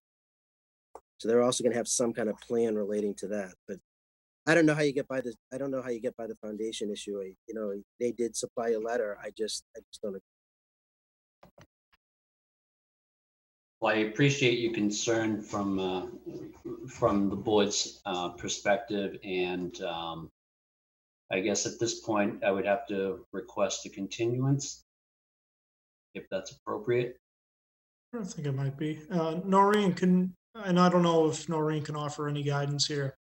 I know the board's familiar with that 50% rule with the FEMA regulations. Can you offer any further guidance on that? So that's my understanding from the building inspector as well, is that when you're increasing 50% or more of the value of the house, that you're then required to bring the house up to standards. So Right. it may be of value for them to seek a letter from the building commissioner to confirm whether or not he would find that to be the case here. And I've dealt with that issue on properties before, so I'm just familiar with it. And that's why I wanted to mention that everything that I've been told is that the percentage only relates to the structure. So it's the assessed value of the structure. In some cases, the building commissioners have allowed a separate appraisal, but again, the appraisal is just for the structure. It doesn't include land. So that's why a lot of these properties get issues into it, because these structures in most cases have low assessments. In this case, in the file, it says the structure is assessed at 108,000.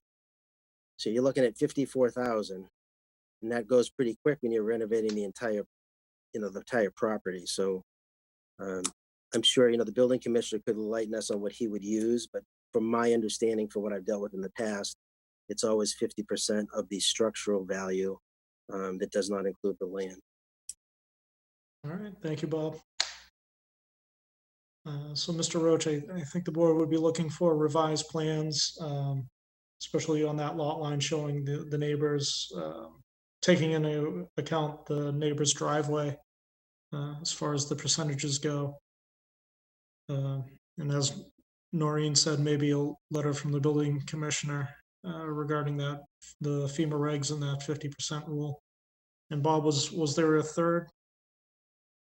Or was it just a general comment about the foundation?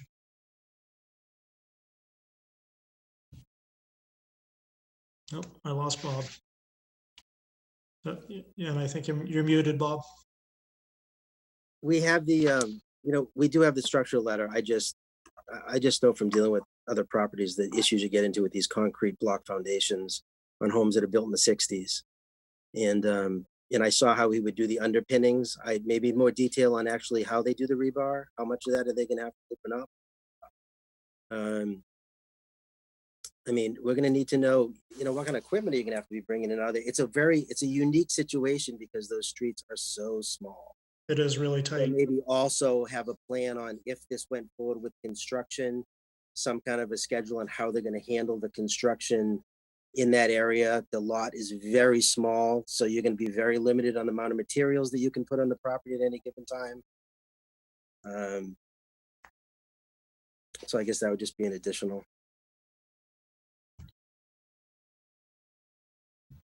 So if I may ask, your biggest concern is more the weight on the foundation, the concrete block foundation, and I know the structural letter had mentioned incorporating shear walls to help sturdy the structure. I think you'd have to check with, someone in the building department too, because once you start doing these with foundations in a flood zone, if you're going over these percentages, if there's a chance you're going over the percentages, you may not be able to do this with a concrete block foundation. They may require a new foundation. I don't know. Mhm. But it usually opens up a lot of other issues that come up. That's why I didn't realize when we first looked at this property, how much of the property they're actually redoing. When you look at everything being redone on the first floor, then adding an entire second floor, you're pretty much looking at a new house. And that's why my question was, what held someone back from doing a raise and reconstruct, which in general is a less cost, it doesn't cost you much to take the property down. Was there some other reason that they didn't want to do that? Because if you're going to do this much work on a property, why not just have it all up? It just didn't seem to make sense. But they may have a reason for it. So, their reasons are their reasons. The sign that was out there, I've seen that sign on different builders throughout the Heights. So I'm sure they're very familiar with building on those small lots. So they probably have a schedule to tell you how they handle working on those small lots, which would help. Where you have all these one ways in that one section.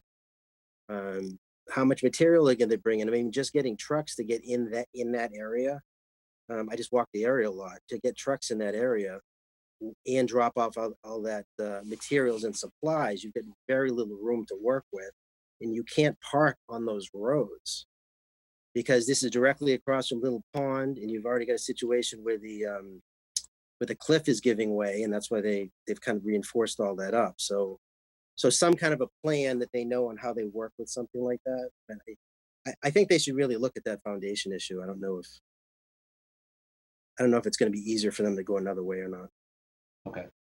Again, I appreciate your concern, and I will convey all of this information to the builder and to our client, and what more, I guess, specifically with regards to the structurals would you be looking for? Well, I guess information that we already know that you can get from the building department, the 50% rule, what is required in that kind of a flood zone. Does something like this comply? If there was a failure when you went through, what would happen? Let's say this went forward and then you did hit a situation where there's a failure with the concrete block foundation. What happens at that point? They have to come back here and then they relook at a new plan? Or is it something that automatically has to go forward because of safety issues with like building department? You explained the stakes in the lot, which were great. I know you set them next to the house, but they're really on the house. But on the plan itself, it really would help to see those adjacent properties, even a square, even just something. The property to the right where that driveway is, that plan at this point, because they've encroached on this property, should show that driveway location and approximately where that other house is.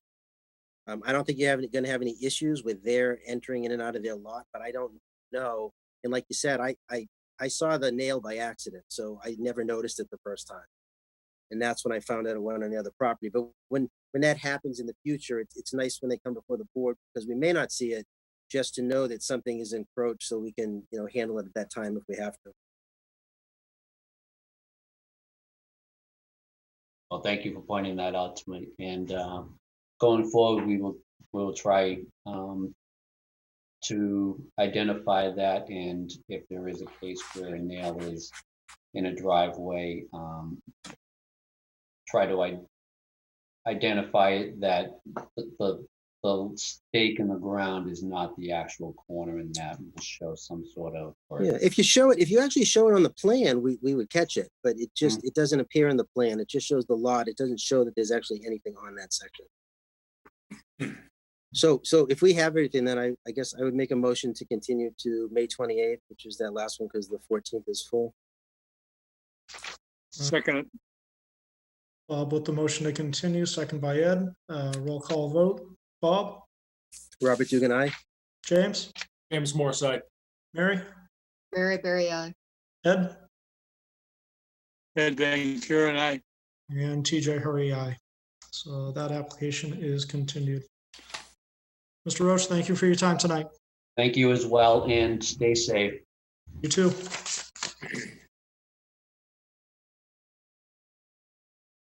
Okay, up next, we have application 8-20, Arthur, 40 Lauren Road in North Falmouth. And either Adriana or Thomas, if Attorney Kevin Clower could be elevated, please, to present the application.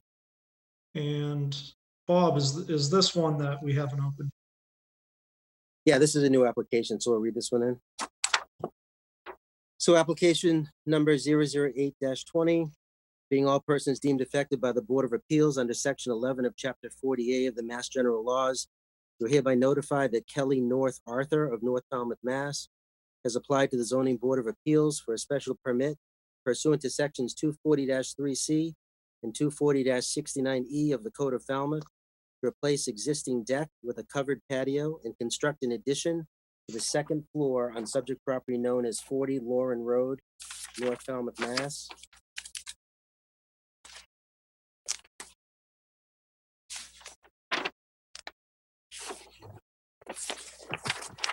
For referrals from engineering, 1, the application was reviewed for impacts to public rights of way and public utilities. Lauren Road is a private right of way in this area.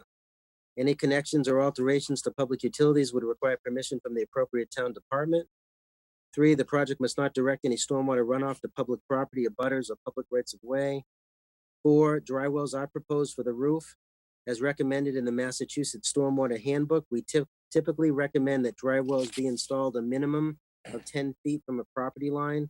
We defer to the board if this is required. Concom, install dry wells to contain roof runoff. Assessors, no comment. Fire department, no comment. Planning department, no comment.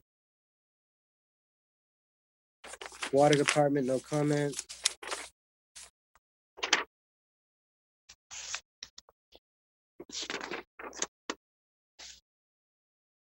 And assessors, no comment. And again, this is a modification, so there is a previous decision that I think everybody has in their packet. All right, and this was a continuation, but we hadn't opened it yet. And Scott, I don't want to throw you under the bus, but would you be prepared to vote on this? Or Absolutely. I spent some time out there on Sunday. I'm good.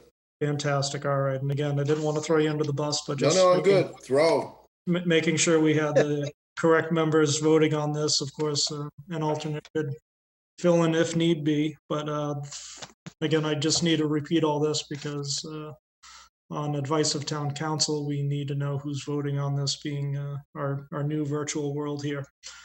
So with that having been said, the voting members are the usual full voting members of the board and Attorney Clower. Good evening, Mr. Chair, members of the board. For the record, my name is Kevin Clower. I'm an attorney with Ahmet Clower Law Firm here in Falmouth, and I represent the applicants, Brian and Kelly Arthur, the owners of 40 Lauren Road. They are seeking to renovate the existing dwelling at the site, and they'll be removing the existing deck at the rear of the structure and replacing it with an addition. 40 Lauren Road is located in North Falmouth on a lot of 10,600 square feet, and it's located in the residential B zoning district. The existing structure is a 2-story, 4-bedroom dwelling with a detached garage. The combined footprint is 2,689 square feet.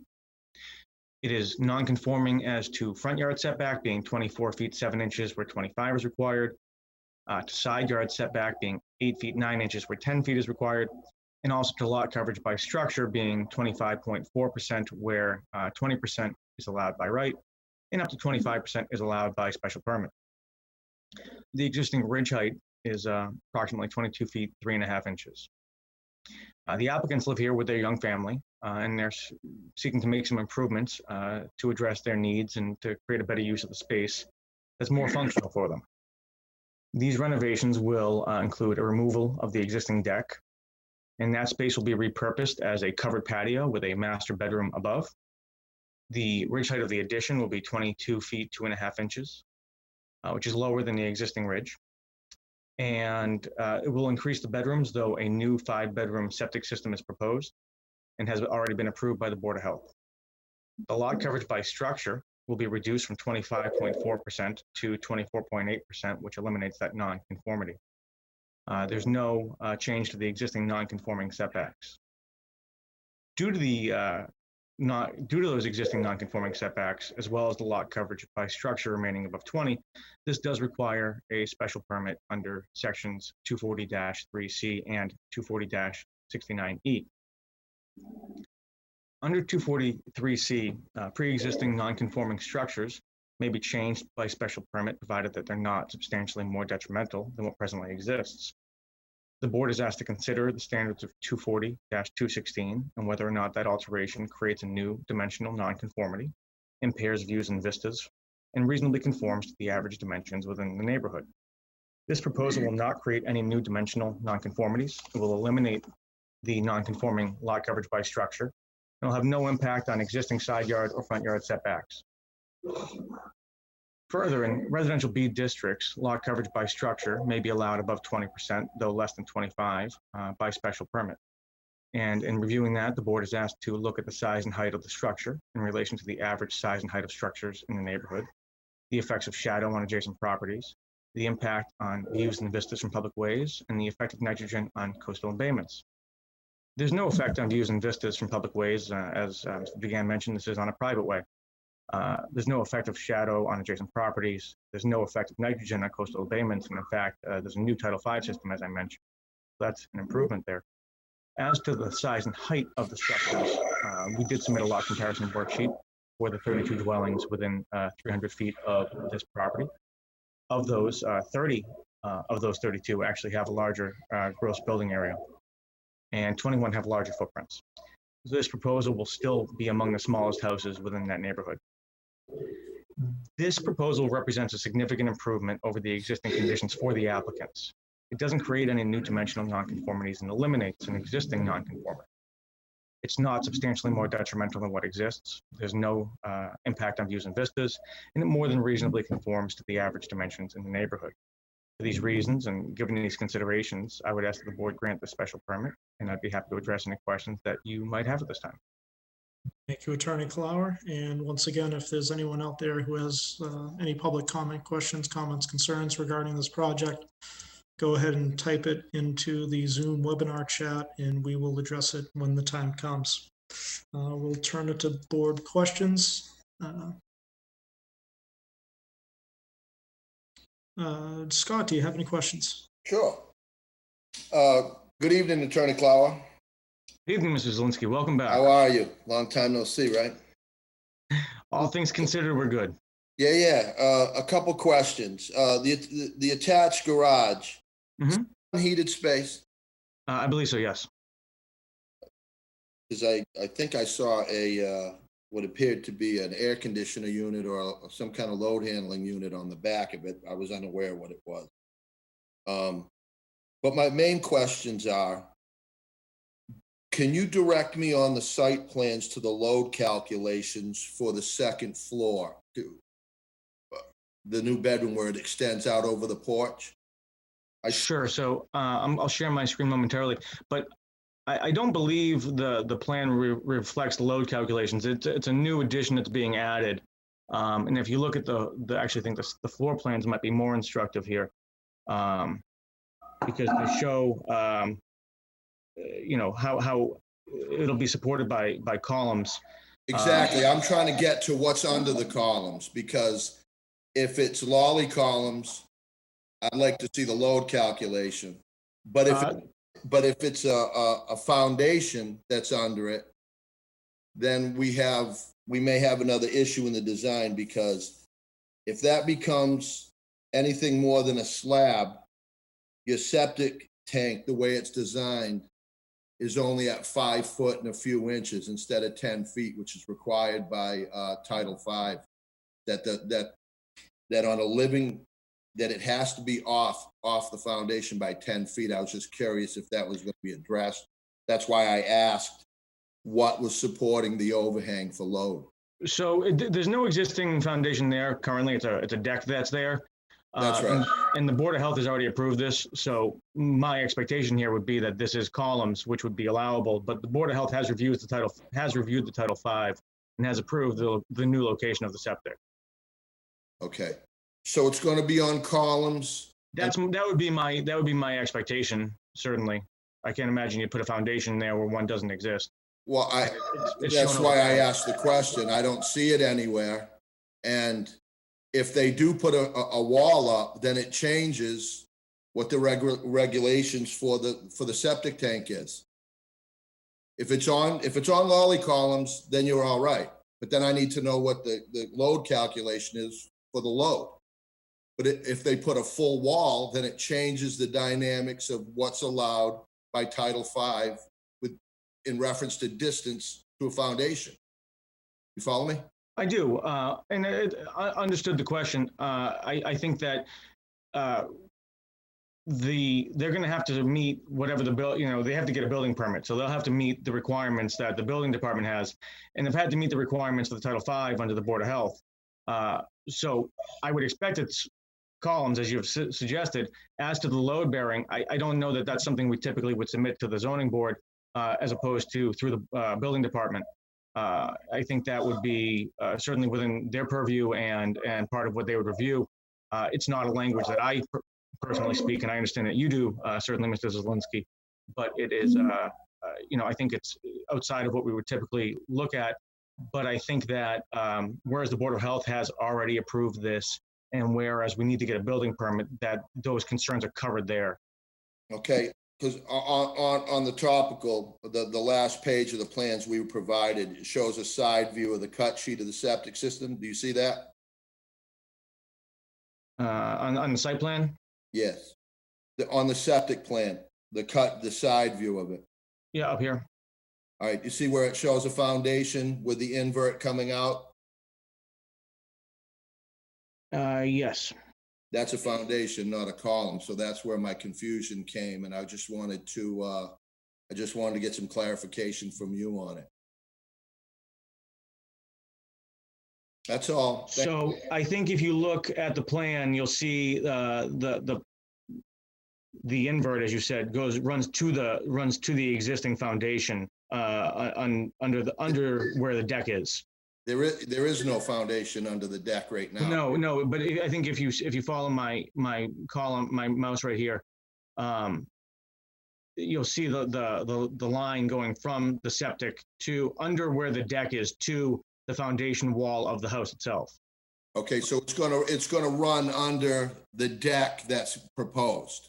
Well, the deck is there. The deck's being removed, and there's a patio going in. So presumably, it would run under the patio that's proposed. Is that going to be on a slab is what I'm asking, or is it going to be a foundation that supports that new structure? It's going to be a slab, right? That I would certainly believe so, yes. Okay, all right. Thank you. Thank you, Mr. Chairman. You're welcome. Let's see. Ed, any questions? Not at this time. Mary? No questions. Mary? James? No questions. Ken? Bob? Yeah, Mr. Clower, just because we don't have anything from health that's been submitted, and I'm not saying you don't have approval, but do you have a copy of that approval that you could submit? I don't. I did confirm with the engineer this evening that it has been approved. If for any reason it hadn't been approved, it would still need approval. But I understand. It's just that where we're putting it in the testimony that it has been approved. I just don't have anything that shows it's been approved. Sure. And I don't know have a that copy of the approval. I spoke with the engineer about an hour ago. I called him just to ask again to make sure that I was speaking correctly. And he did say that they had received approval. I'm happy to. So maybe they could maybe you could forward it from them, because we haven't been able to reach the health department. So with everything else going on, I'm sure they're busy. Yeah, that's just it. I think, perhaps if the board was so inclined to approve this, it could be subject to either receipt of approval or subject to further approval by the Board of Health. Is that garage being used for habitable space? I don't know much about the garage, to be quite honest with you. Can you tell me why it's hooked into the septic system on the plans? Presumably there's a bathroom in there.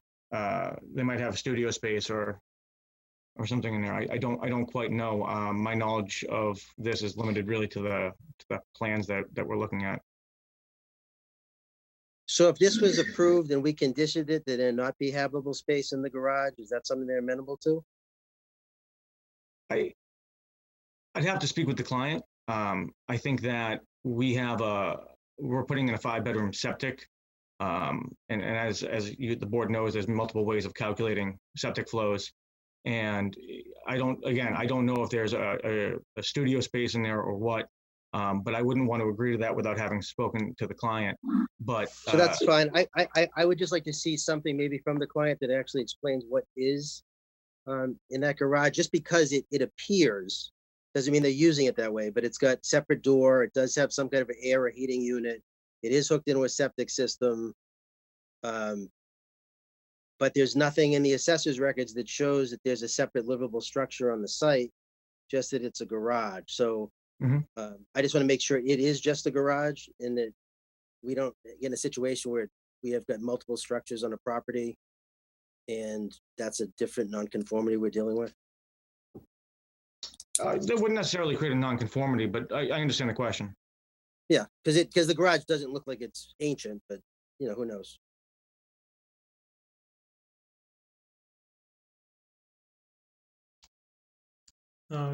Ken, did I already ask if you had any questions? You did. I'm listening to Bob and he's raising some good points and I'm thinking we're going to need to continue this to get answers to his question. And also because we don't have a record of the health department approval, which, again, he raised a very good, or I guess Scott raised a very good point about the proximity of the foundation wall to the septic system. So I just think we're going to want to continue this and get definitive answers to some of those questions. There, apparently Scott reads the plans and it shows a foundation. So we have the attorney's word that it's a slab, but the plan should reflect what it is. Mr. Foreman, just to that point, I think the plan is correct, because if you look at it, it does show the line running from the septic tank to the foundation wall, which would be beyond the patio.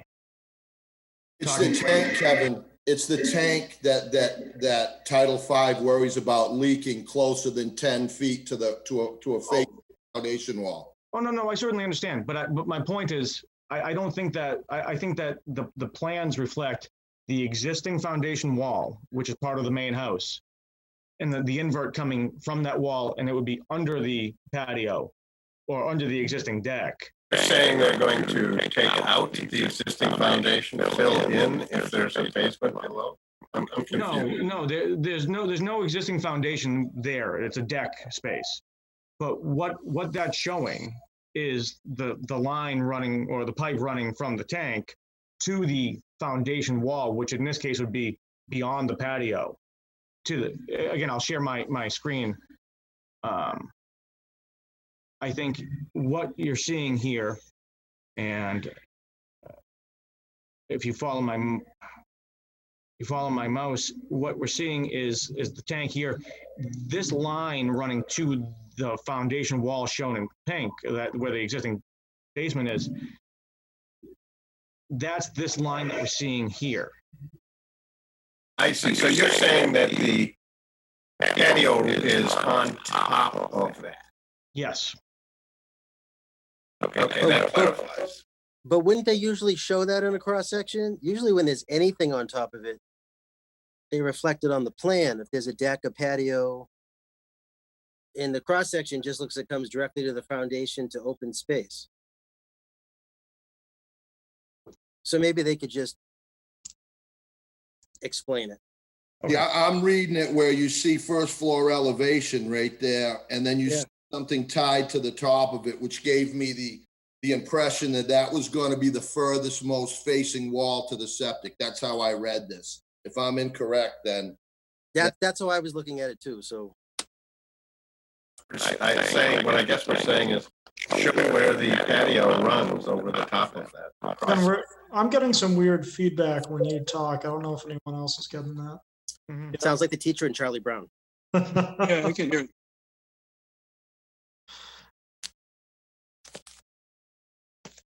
And Ken, you're currently muted right now, so. I am. Was I the one getting weird feedback? Still happening. Okay.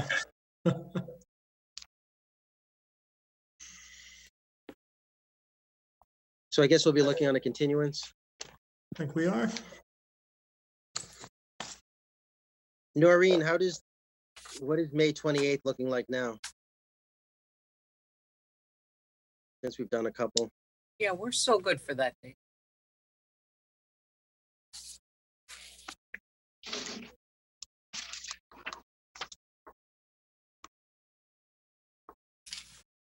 If anyone or Attorney Clower, I assume you're available if anyone wants to make that motion. I will be, yes. All right, so I'll make a motion to continue this to May 28th. All right. Second, Made by Bob and second by Ed. Roll call vote. Scott? Scott Zelinski, aye. Mary? Berry, aye. James? James Morse, aye. Ken? And Foreman, aye. Ed? Ed Van Kuren, aye. Bob? Robert Dugan, aye. And TJ Hurry, aye. Thank you, Attorney Clower. Thank you.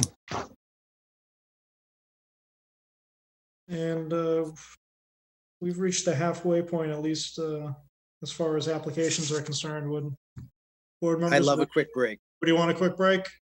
All right. Sure. Well, we will take a 5-minute recess.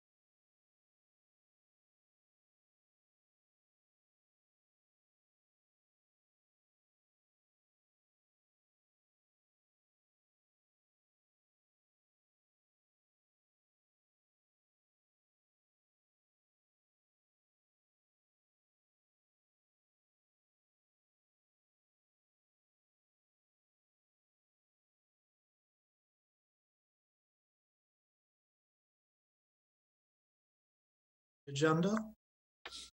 Up next, we have application 5-20 Noonan, 183 Surf Drive in Falmouth. And the voting members on this are myself, Bob, Ed, Mary, and James. And for the applicant, we have Kevin Flower.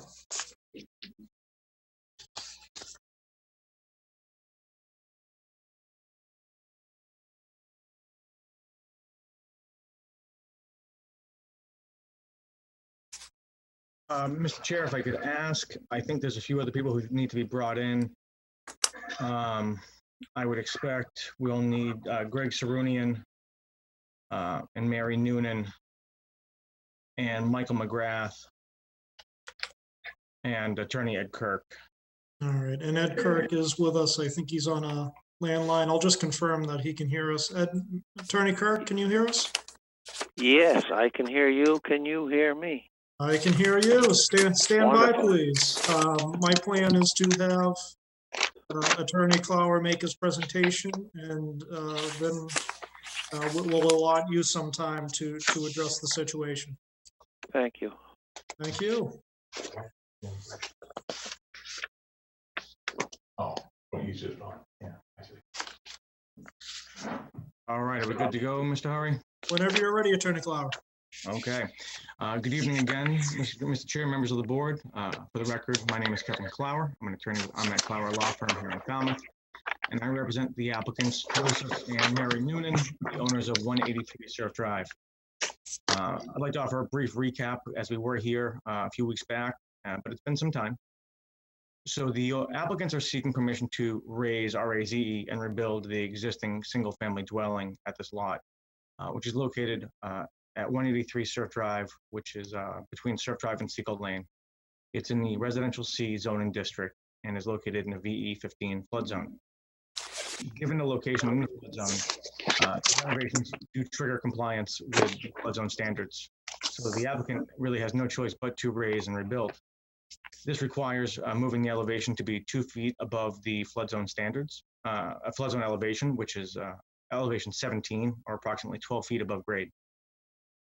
This requires a special permit under sections 243C and 24069E.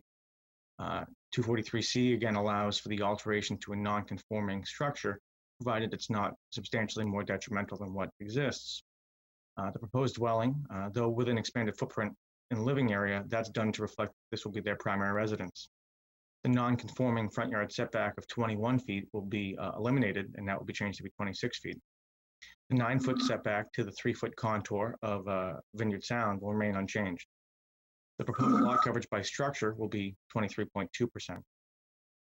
In addition, the applicants proposed approximately 1,500 square feet of mitigation planting, which will both beautify and protect the resource area along the river's bank. This has already been approved by the Conservation Commission.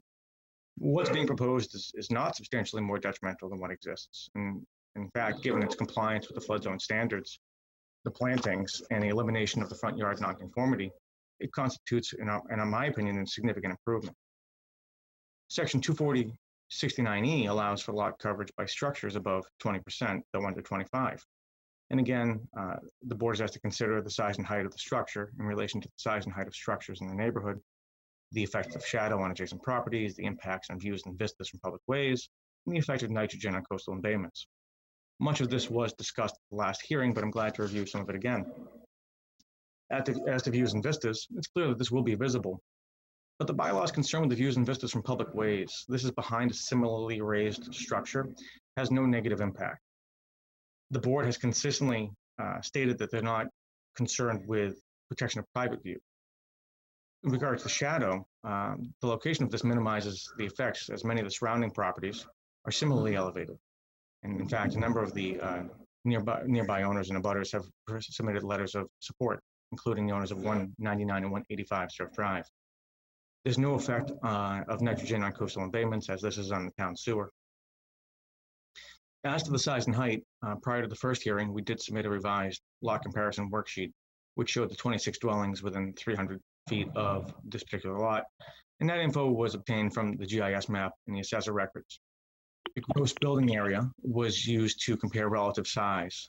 Though this is larger than the present, much of that is necessitated by compliance with those flood zone standards, and that compliance is required by both the building code and the zoning bylaw. Of those 26 homes, 8 have larger gross building areas and 7 have larger footprints.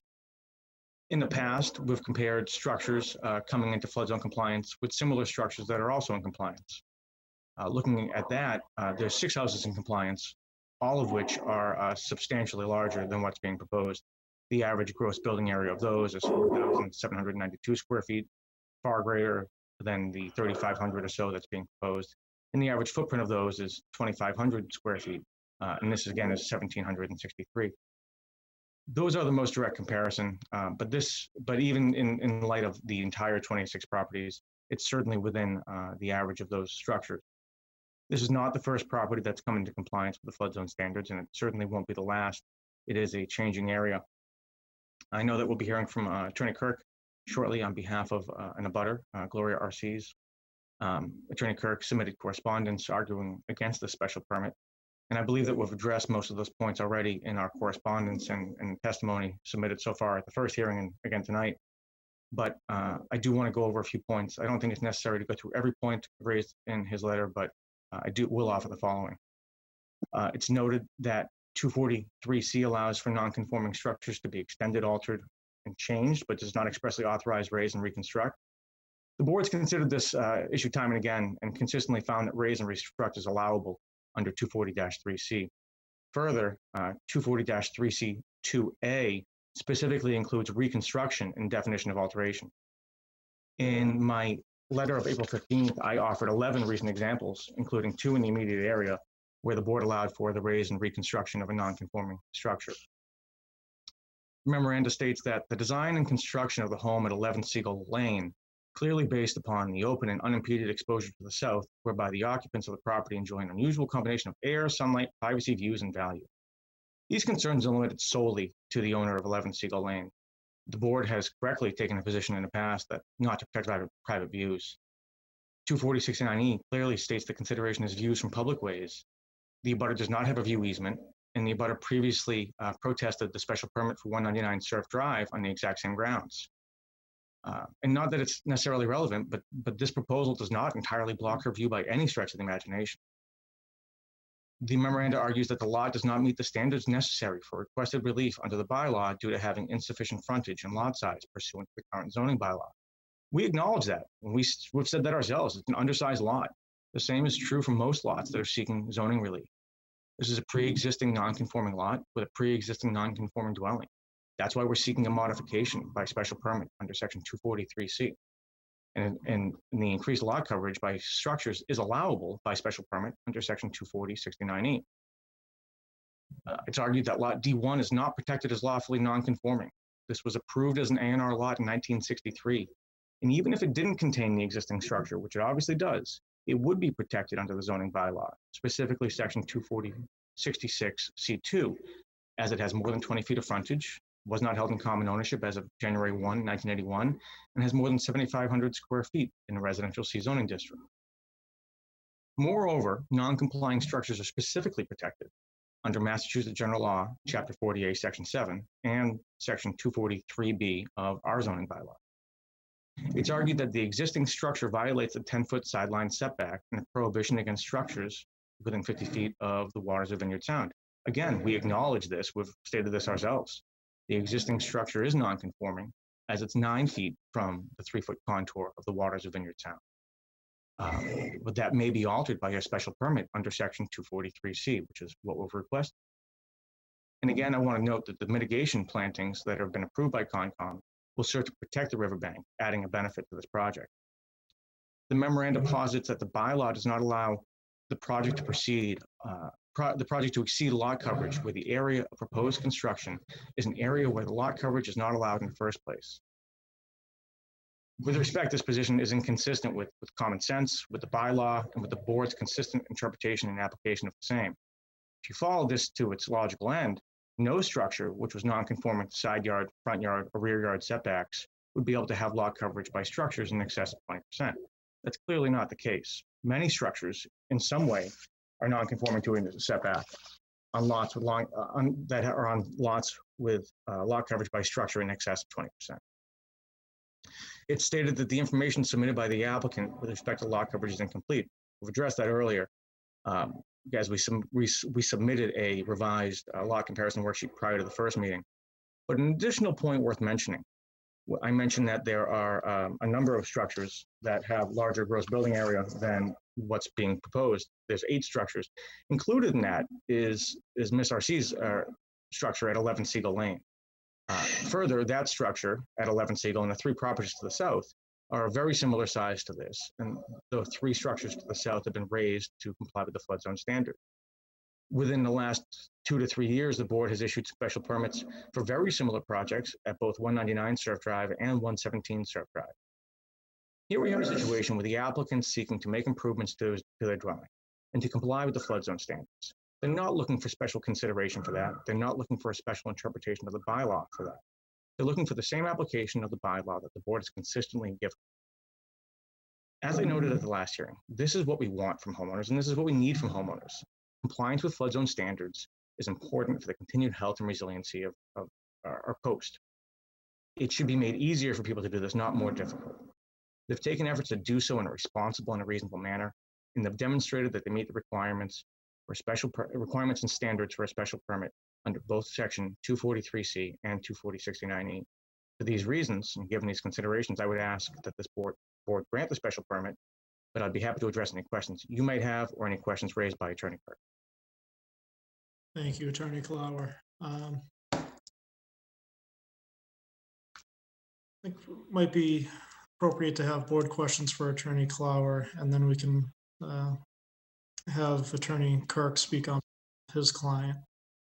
So board questions for Attorney Clower. Bob, do you have anything?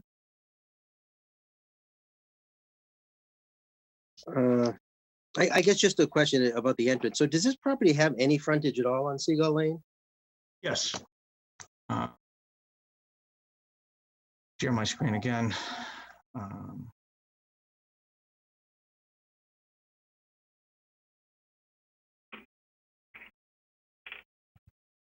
So if you look,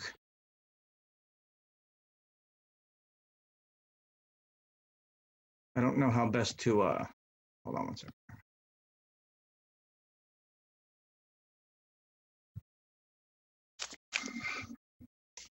At the northern end of the lot, you'll see that there's 30 feet of frontage along Seagull Lane right here.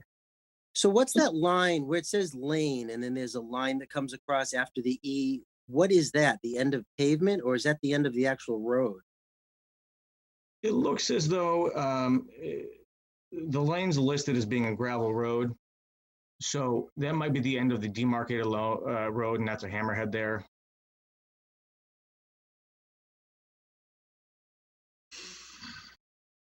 So how do you get in and out of here? Through Seagull Lane. No, but say you just pulled in. Mhm. How do you get out? You would back out. I'm afraid I'm missing the question. I'm not trying to be.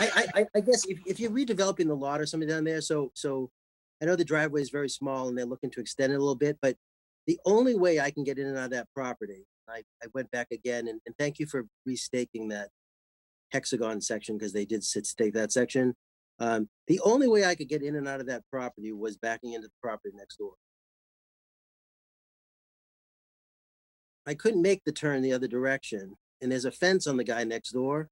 So I was just wondering how they get in and out. Do they just allow them to do that? I mean, is that just I mean, I literally had to back into the driveway next door. I don't really know how to answer the question other than that's the frontage they use, and that's where the driveway is. They could back out onto the road. They could back out. They could back into the driveway if they chose to. Number of options. All right, I guess that's my only question right now. Thank you, Bob. Ed, any questions? Oh, Ed, you're muted right now.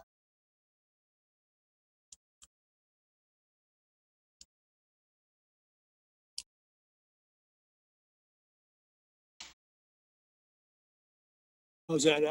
No questions at this time. All right, thank you, Ed. Mary, anything? No questions. Thank you, Mary. James, any questions? Not at this time. All right, thank you.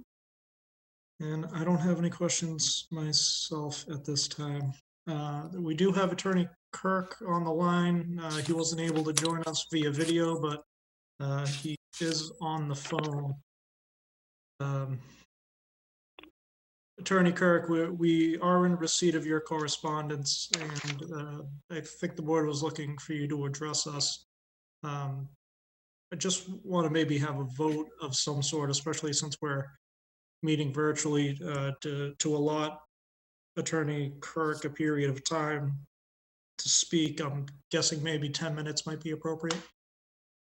So if anyone wants to make any sort of motion, just So acknowledging Attorney Kirk. So I make a motion to acknowledge Attorney Kirk for 10-minute presentation. All right, anyone want a second? that? Second, Motion was made by Bob and second by Ed. Roll call vote. Bob? Robert Dugan, aye. Ed? Ed Van Kuren, aye. Mary? Mary Berry I. James? James Morse, aye. And TJ Hurry, aye. Attorney Kirk? Yes, good evening, Mr. Chairman, members of the board. Hi, Kevin. Thank you for allowing me into your meeting. I was a little technologically challenged, and that's why I'm participating just by phone. So thank you for the opportunity. I have submitted a couple of memoranda on behalf of the abutter Gloria Arquez, and I hope that you've had an opportunity to read them. I'm not going to go into great detail about what is in the earlier correspondence, but I'd just like to hit some high points, if you will, an overview of our position on this particular application. Obviously, the applicant has a burden here of establishing certain facts. He has to show that the result he's looking for is in harmony with the general purpose and intent of the bylaw. It's got to show that it will have a beneficial impact on the neighborhood or the town, and that impact outweighs any obvious adverse effects on the neighborhood. And he also has to show that what's proposed will not be substantially more detrimental than what's there now. Very familiar language to the board. And the applicant can't just say the words and offer the conclusion. That's a finding. Those are findings that must be made by the board based on facts which are presented. And so a review of some of the facts. My client is part of the neighborhood. She is the immediate abutter, and she is the neighbor who would be most severely and adversely impacted by this project. Currently, there's a one-story building that's now 26 feet away from her property line. And what's being proposed here is a three-story building that's moving 10 feet closer to her. And the existing building, as I look at the pictures and the plans, the elevations, it looks as if the existing house could probably come close to fitting underneath the proposed finished first floor. It's going to result in a complete loss of privacy for her because of the height of the new building, 10 feet closer, looking right back into her home, which is constructed in such a way that there's the big deck and glass windows all the way around.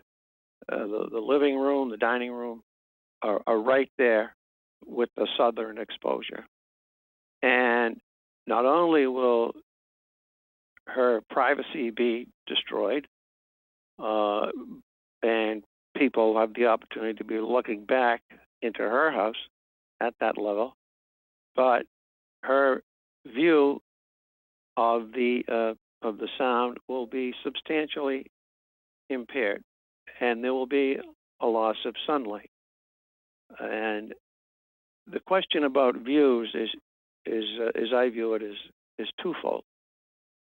With respect to lot coverage, yes, there's a reference to views and vistas from the public way, but that qualification about having to take into consideration only views and vistas from public ways, that qualification is not present in the general evaluation of special permits.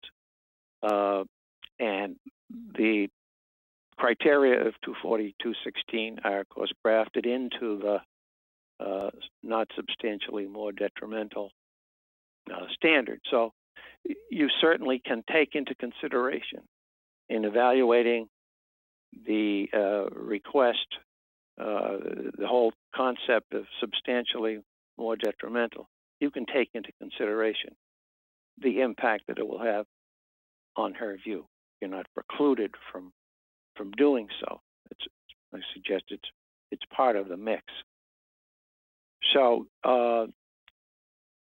what they're doing is they're further intensifying certain nonconformities, both with respect to lot size, and I've cited the two cases that point out the fact that anytime you have a non-conforming undersized lot and you expand the size of the dwelling on the lot, you're increasing that non-conformity of the relationship between the lot and the structure. And as I say this, keeping in mind the purpose, they have to demonstrate that their project is consistent with the spirit and intent of in harmony with the purpose and intent of the bylaw. So when you start adding up or increasing nonconformities, I think you're running up against that standard. Also, they're expanding substantially an encroachment into the no-build zone. The requirement that they keep 50 feet or no less than 30 feet from the waters of Vineyard Sound. What was there before was the small house and a deck which encroached. Well, the deck is gone, and in place of the deck, you're going to now have a 3-story building encroaching in that area, which previously really had no impact, adverse or otherwise, on anyone. You're riding by or from anybody's house, you couldn't see the deck. But now, into that place, you have this very substantial encroachment and elevation in that no-build zone. It's, I would say, what's proposed is out of scale with almost every other residence in that area. Now, the bylaw, section 243C, talks about the fact that, and there used to be some question in the case law, if you have a non-conforming structure, is it an increase in the non-conforming nature if you elevate, if you add a second floor, let's say? And your bylaw makes it clear that when you're going up in an area of an existing encroachment, you cannot do that as a matter of right. It has to run the gauntlet as to whether or not that increase in height is a detriment. And I think in this particular case, the answer is yes, because it's part of the really out of scale presentation here that this project would have with the rest of the neighborhood. If you come down Mill Attorney Road, Kirk, I hate to interrupt. You just have 2 minutes left in your Okay. allocated time. fine, thank you. Thank If you. you come down Mill Road and you go into Seagull Lane, it's almost like a little hideaway, a little something out of another place in time. Little houses all behind a hedge with a little cinder road, and all the houses down there. Some are a little bigger than others, but they're very unobtrusive, and they're all on basically the same size lots. This particular project is totally out of scale with those houses. It's not really part of the Surf Drive neighborhood. Those two houses that are out facing on Surf Drive. As you come along, it's almost like you're looking at two hotels. And what's going to happen is, if this is approved, you're going to have something looking like a hotel at the end of Seagull Lane. And with the increase in, I think my calculations were it'd be a 79% increase in bulk, far in excess of what should be allowed on a lot of 7,500 square feet. The benefits that they say are, we're going to have mitigation planting. Well, that was a conservation requirement. It's not a zoning issue. And the other element that they cite in support is, well, it's been allowed to happen elsewhere. That's the case they're making, why it's not substantially more detrimental. I don't think they've made their case. They didn't come to my client. She's been there since 1964. Nobody gave her a call. Nobody said, here's what we think. Can we work this out? This is too much. Maybe something, one story on the floodplain pilings, oriented a little differently. But this particular project, we're asking you to deny because I don't believe they've sustained their burden. Thank you. Thank you, Attorney Kirk. Any questions from Attorney Kirk? I do have a question. Attorney Kirk, does your client have any sort of view easement or any other sort of right or recorded right at the Registry of Deeds regarding views? Not this particular piece of property. This was not part of her chain of title. She and her husband developed the Little Seagull Lane development, and there were some houses on lots which they made subject to a height restriction.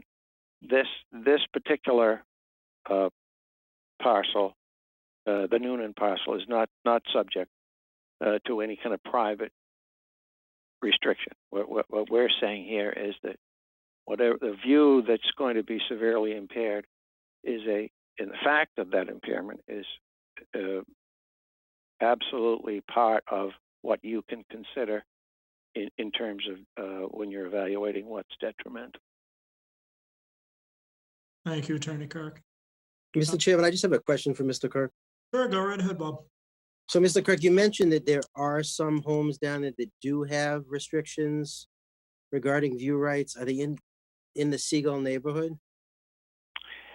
Yes, but yes, and I think Kevin made reference to the fact that my client actually sent a letter and had someone oppose one of the large structures. I think it maybe have been 199, the one on the corner of Mill Road, because that was one of those lots on which there was a restriction.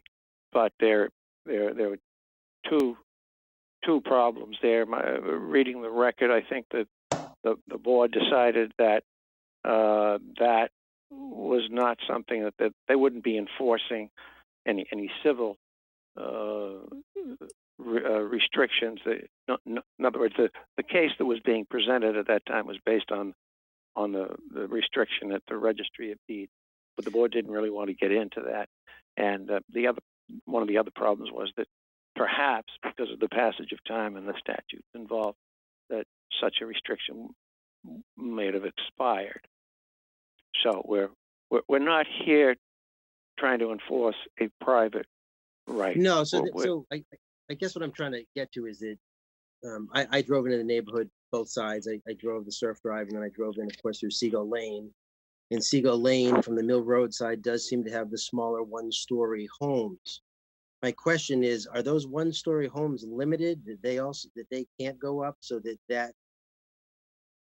gives you a They're- definition of a neighborhood area? Or because if it does, if there's certain properties that can't go up and it could be a majority in the area, then this would look out of scale if they're limited.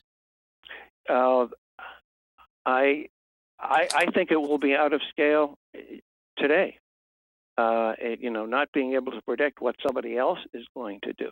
The problem is when you got the two houses out on Surf Drive, which face out on Surf Drive. There's no access to those houses from Seagull Lane. The problem is you get the domino effect.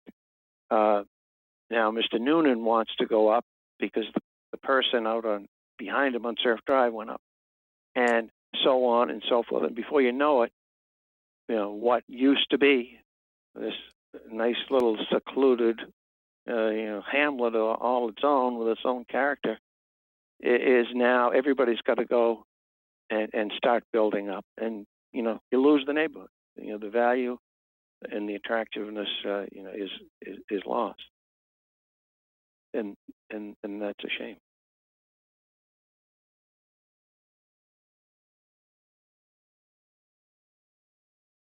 Any other questions for Attorney Kirk, Ed? No, I have none. Mary? James? No. Oh, thank you, Mary. All right. Attorney Clower, I do see a note in the webinar chat that Mr. McGrath on your team would like to address something.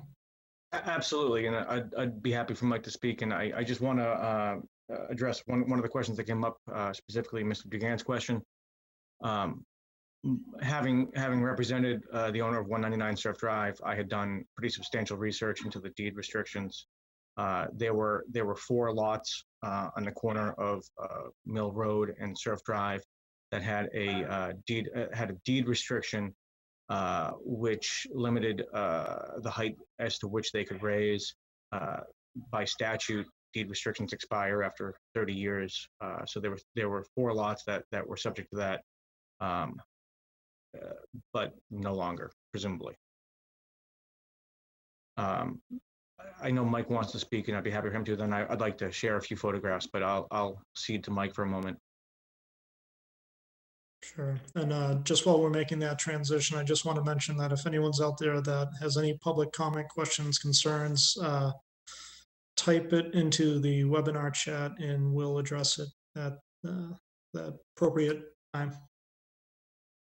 Mr. McGrath? Nope, we have you on mute, Mr. McGrath.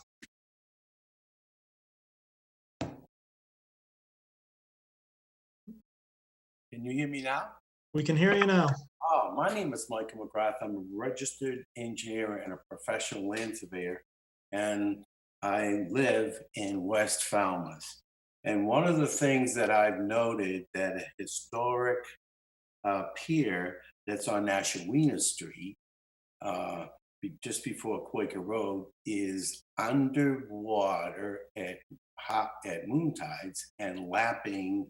The water laps at the top of this pier at high tides.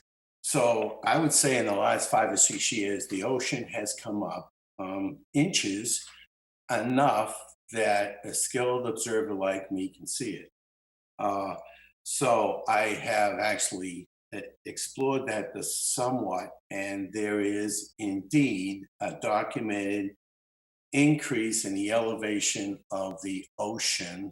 And so what that brings into play is that it is exceedingly important that in the event of a 1 in 100-year storm or a hurricane, that we minimize storm protection.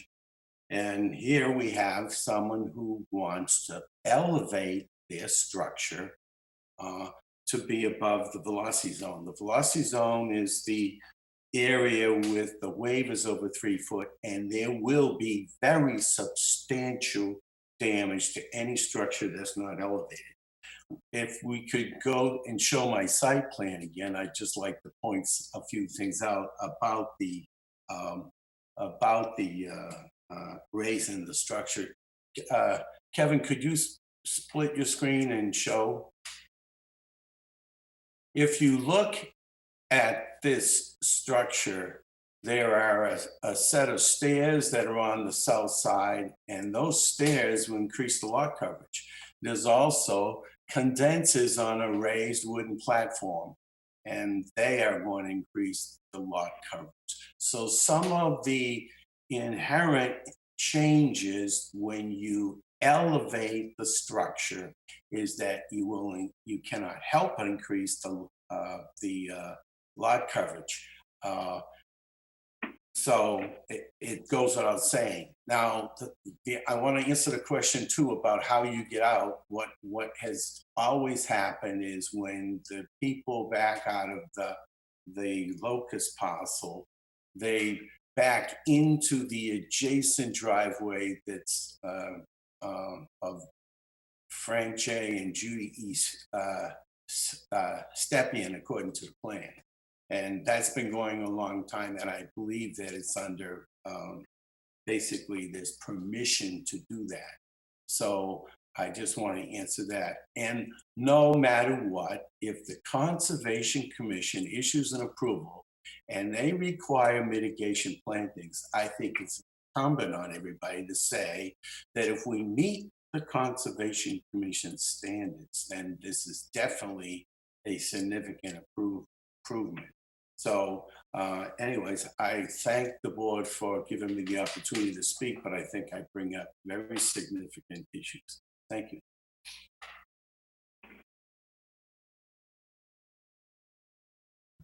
I'd also like to take a moment just to show a few photographs that I think are instructive when we talk about the nature of this neighborhood. Again, I'll share my screen here. And what we're looking at here is 199 Surf Drive. We're looking at houses along 189 Surf Drive. That's 181 Surf Drive. This house here is located on Siegel Lane.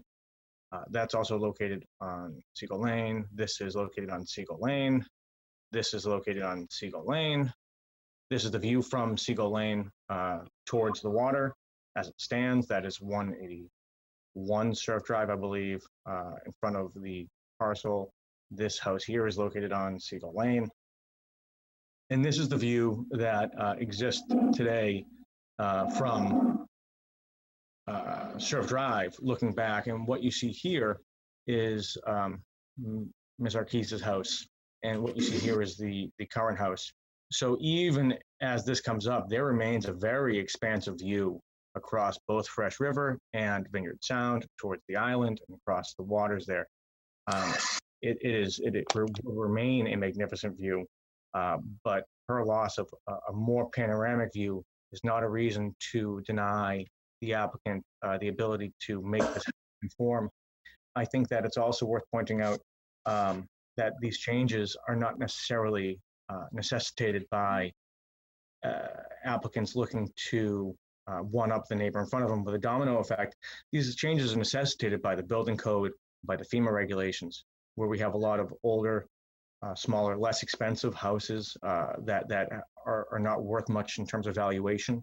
As the board discussed earlier, FEMA code requires that a substantial improvement, which is improvement, it's equal to 50% or more of the assessed value of the structure within a 12-month period, that they come into compliance with those flood zone standards.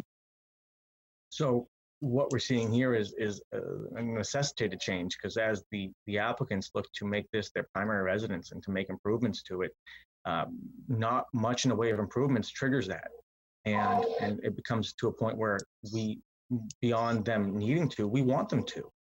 there is a benefit to houses complying with flood zone standards. There's a benefit to houses having less of a footprint on the primary floor and being built to specifications where they're not going to become flotsam and jetsam in the event of a significant storm.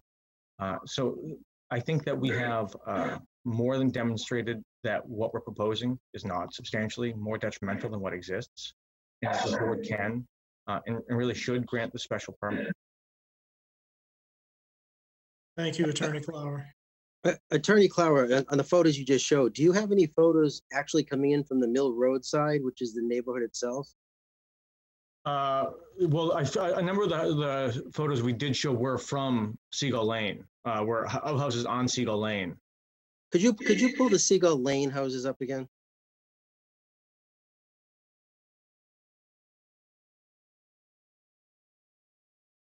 So,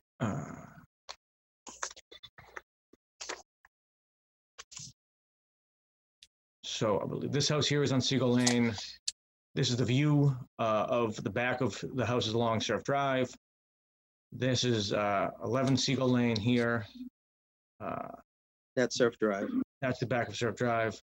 That's Surf Drive. That's the view of 199 Surf Drive in the front. That here is 199 Surf Drive. So what you're looking at here would actually be from Seagull Lane, I believe. That's on Seagull Lane? I hope I'm saying that correctly, but that, I don't know what I'm doing. What we're looking at here is the back of 199 Surf Drive. And I believe this house here would be accessed from Seagull Lane. But I might be wrong in saying. I guess the only reason I'm asking is because when I came in from Seagull Lane, I did see the one next door. Mm-hmm.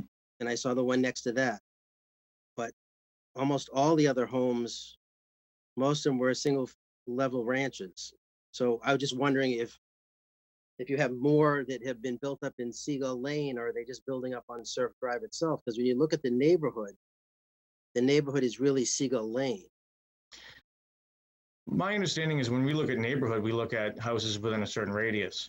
And I think that this was not, and I think, again, looking at, here. I mean, you can't access Seagull Lane from Surf Drive. Correct, but I think what my point is, when you look back here, you'll see there are a number of houses which are raised to a more substantial height along the water of the Fresh River. So when this is what we're looking at from Surf Drive, looking at houses both along Surf Drive and Seagull Lane, and you'll see that those houses are raised or were raised to meet flood zone standards prior to the flood zone change. So on the house, that you're looking at in that photo behind, which I think might be RC, so I'm not sure. Yes, that one directly behind this one right here that my mouse is on. How does the height of this one being reconstructed compare to that one? I'm glad you asked, Mr. Dugan.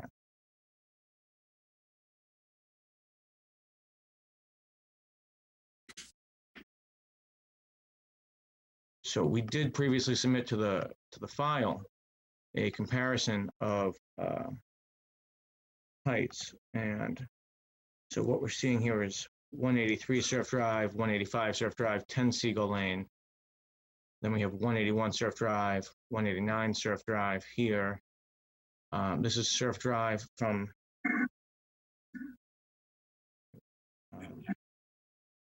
so Seagull Lane cul-de-sac elevation. 11 Seagull Lane is 32 feet 11 inches.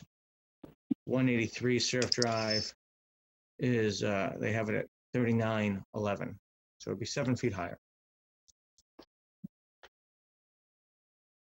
Thank you.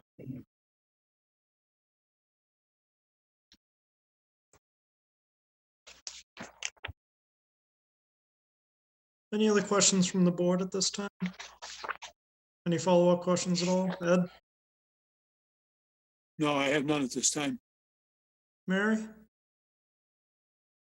No. James? No, thank you. All right. I guess just one quick question. On the existing house from the inlet, you've got that one corner that's 9 feet. So you're moving the location of the non-conforming setback to another spot on the lot. Is that correct? I'll share my screen again and bring up bear with me for a second. I'll bring up the existing and proposed site plans here.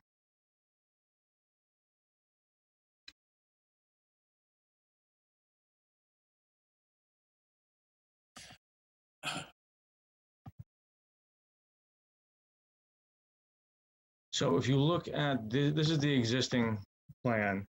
And if you look here, the deck and stairs are set back 9 feet from the water's edge. And what's being proposed is 9 feet from the water's edge here. So it remains, it's a little further south, but the nonconformity itself remains the same. So you're keeping the nonconformity, you're just moving it about what, 20 feet or so? I don't even know if it's that much, but yeah.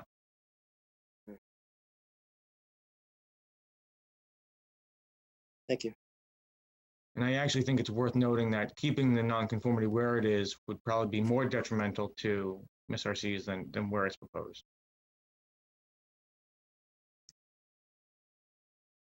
Okay. As far as public comment goes, we do have something in the webinar chat. This is from Frank, and I heard the last name earlier. I'm sure I'll mispronounce it now. Stepien. He's at 185 Surf Drive. He says, I am in a butter and have no objection to the proposal at 183 Surf Drive. I am aware of the height restrictions and they have expired. So thank you for that. And there's no other public comment in the chat box at the moment.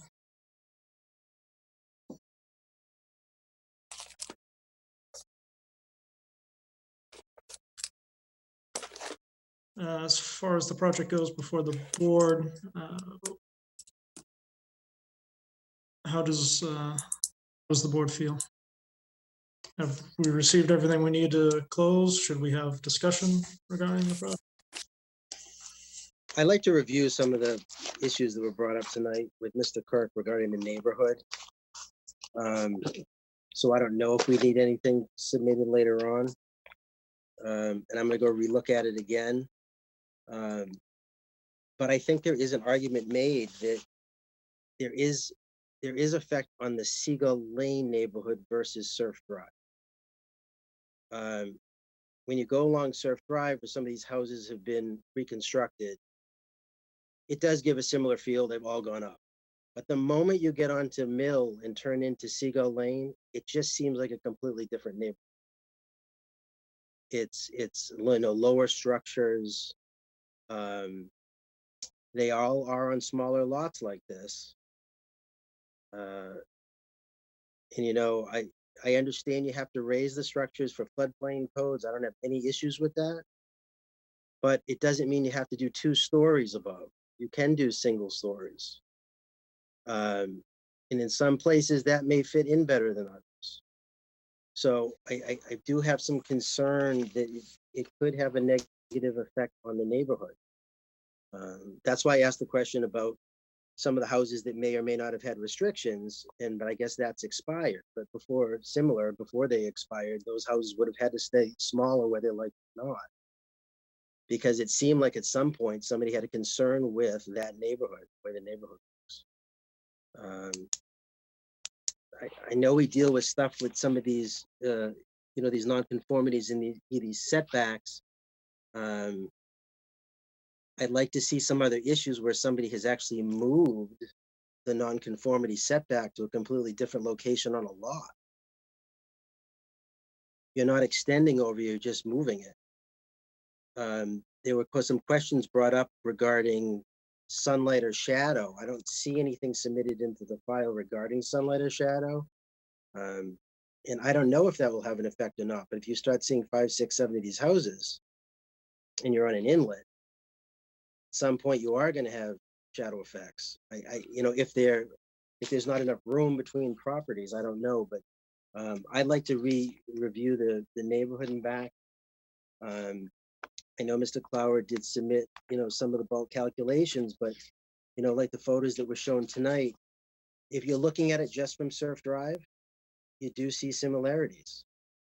But the moment you get off Surf Drive, everything changes. So I have a concern with that. I have a concern with his 2 stories too much above the main elevation for the neighborhood. And I do want to look at again the moving of the 9-foot setback to a different location on the lot. So those are the issues that I have. Okay. As If far I may, Mr. Chair, I think something that's instructive that I was just able to look up very quickly Okay. is just go into Google Maps, actually. And this is a few years old, but what we're looking at here are houses along, this is on Seagull Lane, and what we're looking at are houses along Seagull Lane. So that scroll are- right.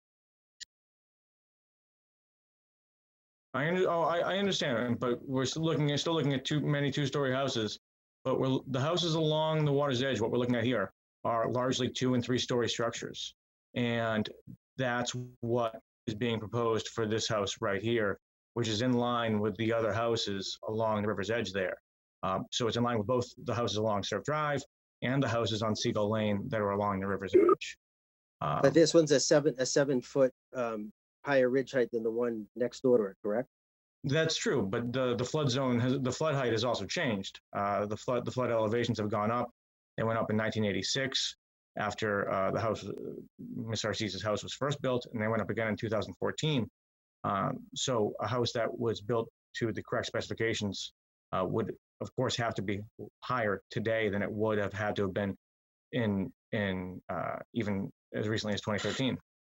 If you have 2 floors. If you have 2 floors, that's correct. But realistically, when you're looking at raising and rebuilding a house and building it on piers, you're looking at a pretty substantial investment, and the investment for a 1-story house may not make sense and may be cost prohibitive to build a 1-story house, and it's simply not usable for the way the family would seek to use it. I'm not trying to be combative, but I think that No. I'd like to hear your opinion. So I think that it's, you have to weigh a number of factors here.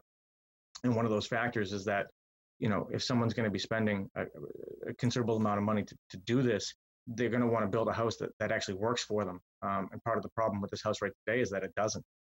So rebuilding a small 1-story house at the same cost, at that substantial cost where it has to be elevated anyways, it just doesn't compute.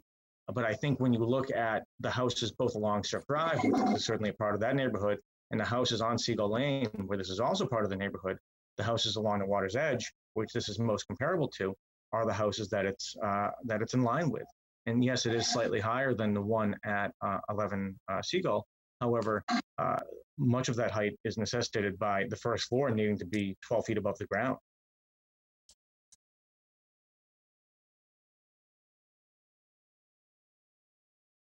And thank you for that, Attorney Clara. I think that's the first time we've had Google Maps live during a hearing. The strange new world we live in. It sure is.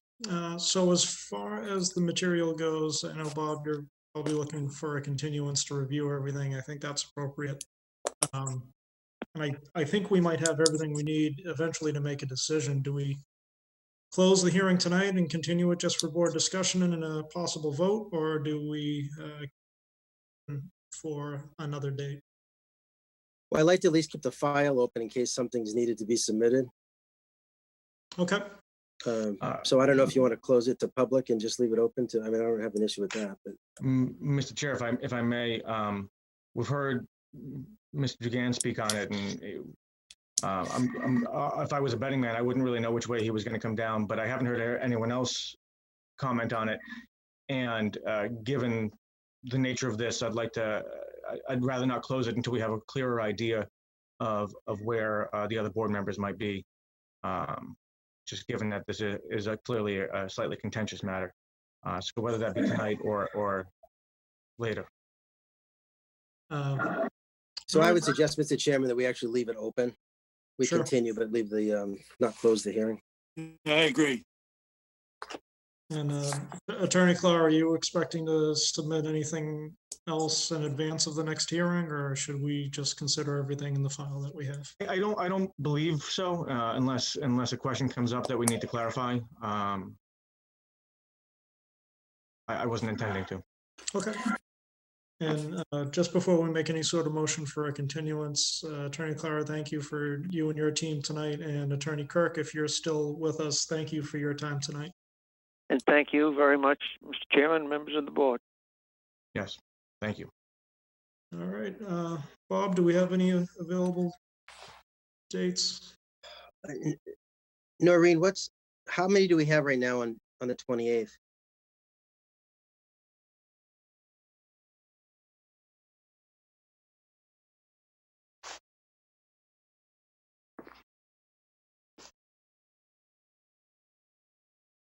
So I think now the particular, well, we have 40 Shore Street, 40B that night. And then we continue to And another we one. have 2 continuations and 3 new cases. So what's the date after that?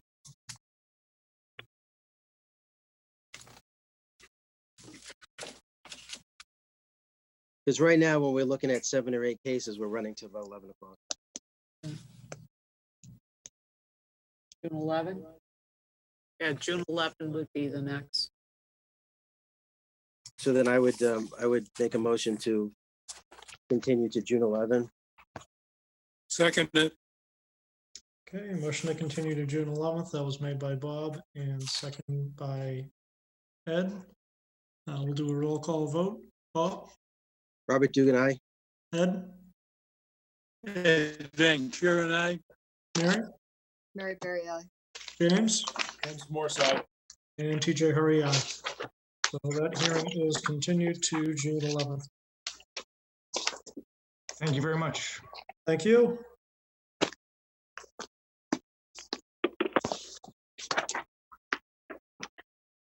Okay, up next, we have application 6-20 Schubert, trustee, 23 Ormond Drive in East Falmouth. And either Thomas or Adriana, if you could please elevate Peter Langman for us. And the voting members on this are myself, Bob, Ed, Mary, and James. Point of order, Mr. Chairman, we need to make a motion to continue beyond 10:30. We certainly do. If anyone would like to make that motion. I could make that motion, let's say 10:30. All right.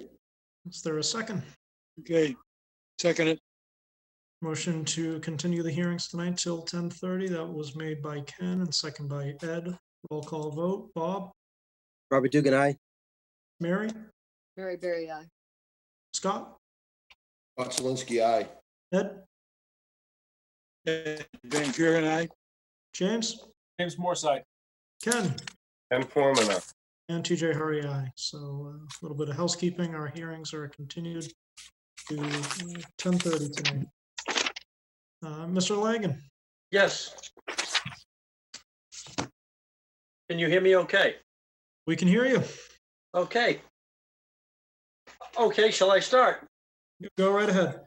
Okay, as you know, this is a continuation, and I represent my client, Arlene Schubert, at the house at 23 Ormond. And basically, the house is I don't know if you remember, the house is a single-story ranch. We're just looking to do a renovation on it, which does entail, we're going to change the roof line a little bit.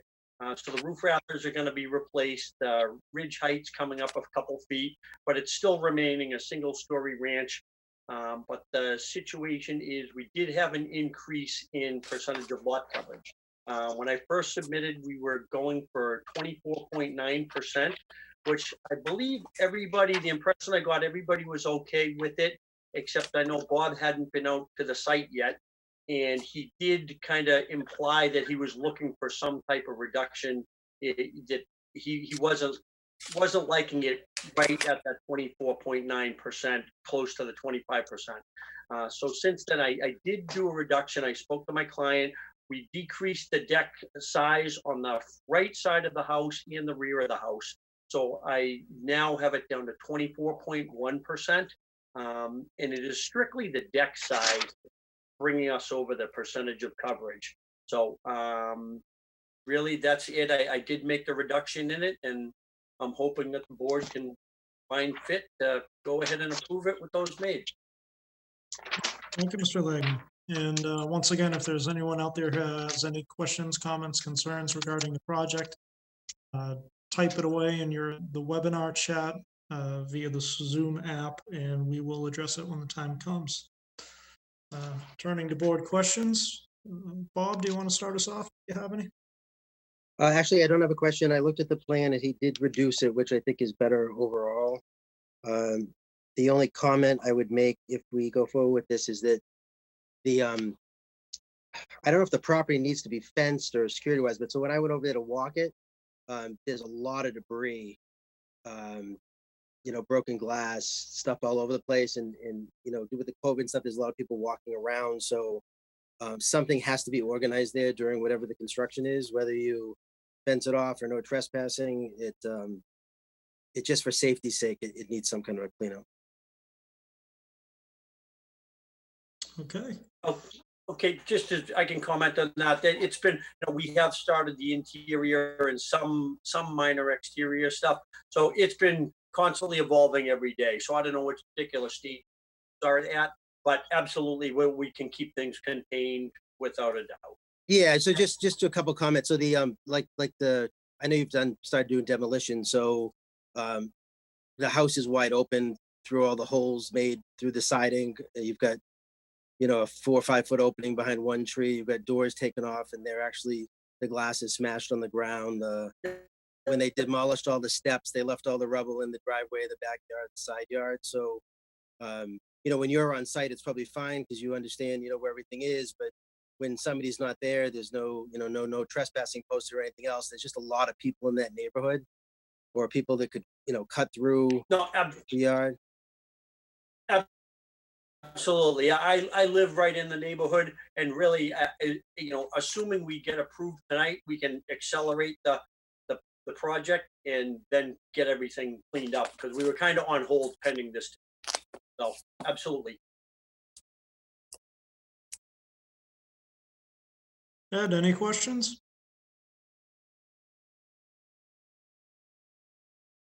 No questions.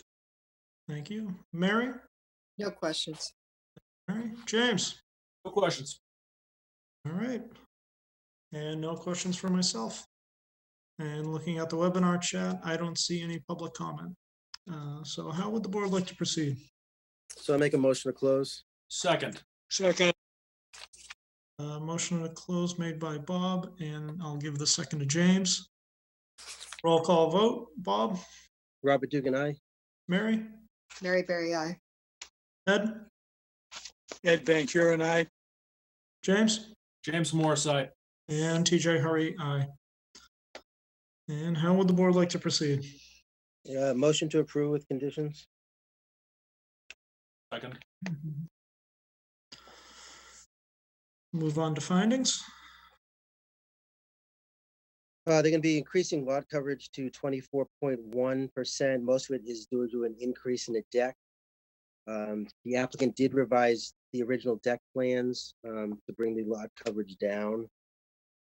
There is a Concom order of conditions.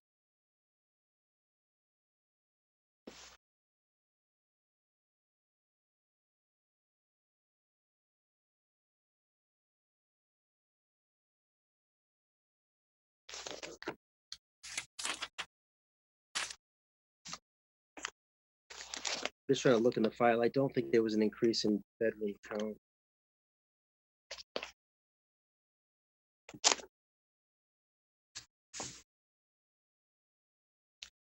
No, just living space. Okay. Meets 240, 69E, 240-216. I think it'd have to be conditioned per revised plans. And do we have a date on those revised plans, Bob?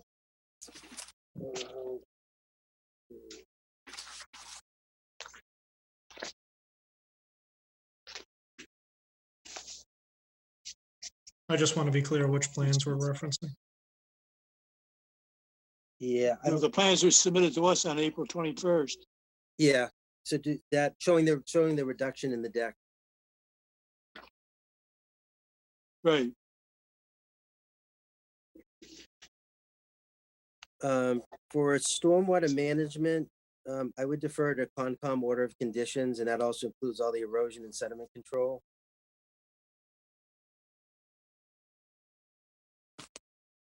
I would want to also just add a condition there that they keep the site cleaned up and secured when nobody's at the site.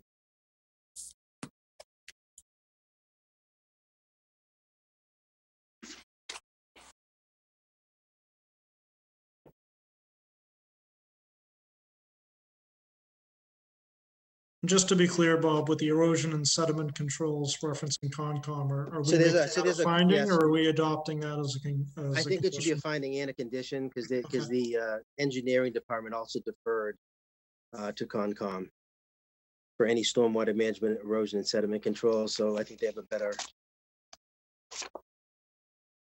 setup for it. Very good.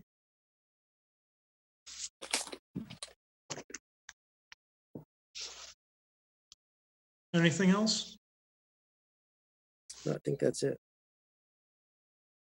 All right, so the motion to approve with findings was made by Bob and second by Ed.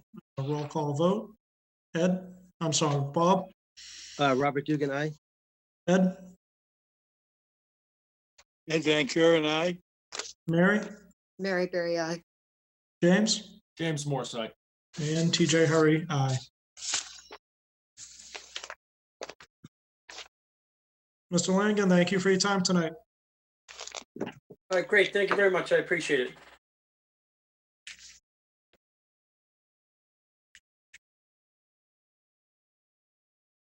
Okay, up next, we have application 7-20 Messer Bennett, 190 Galetta Drive, Hatchville.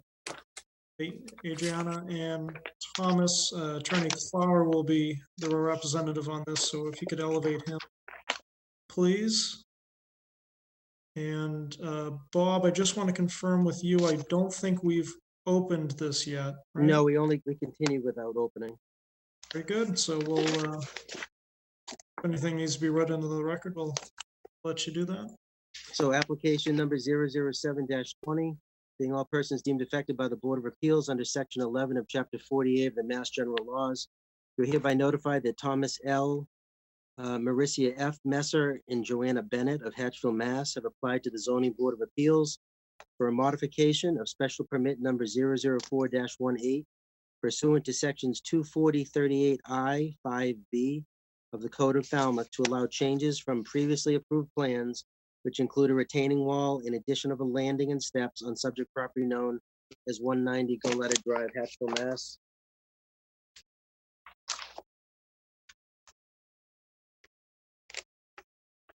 For referrals.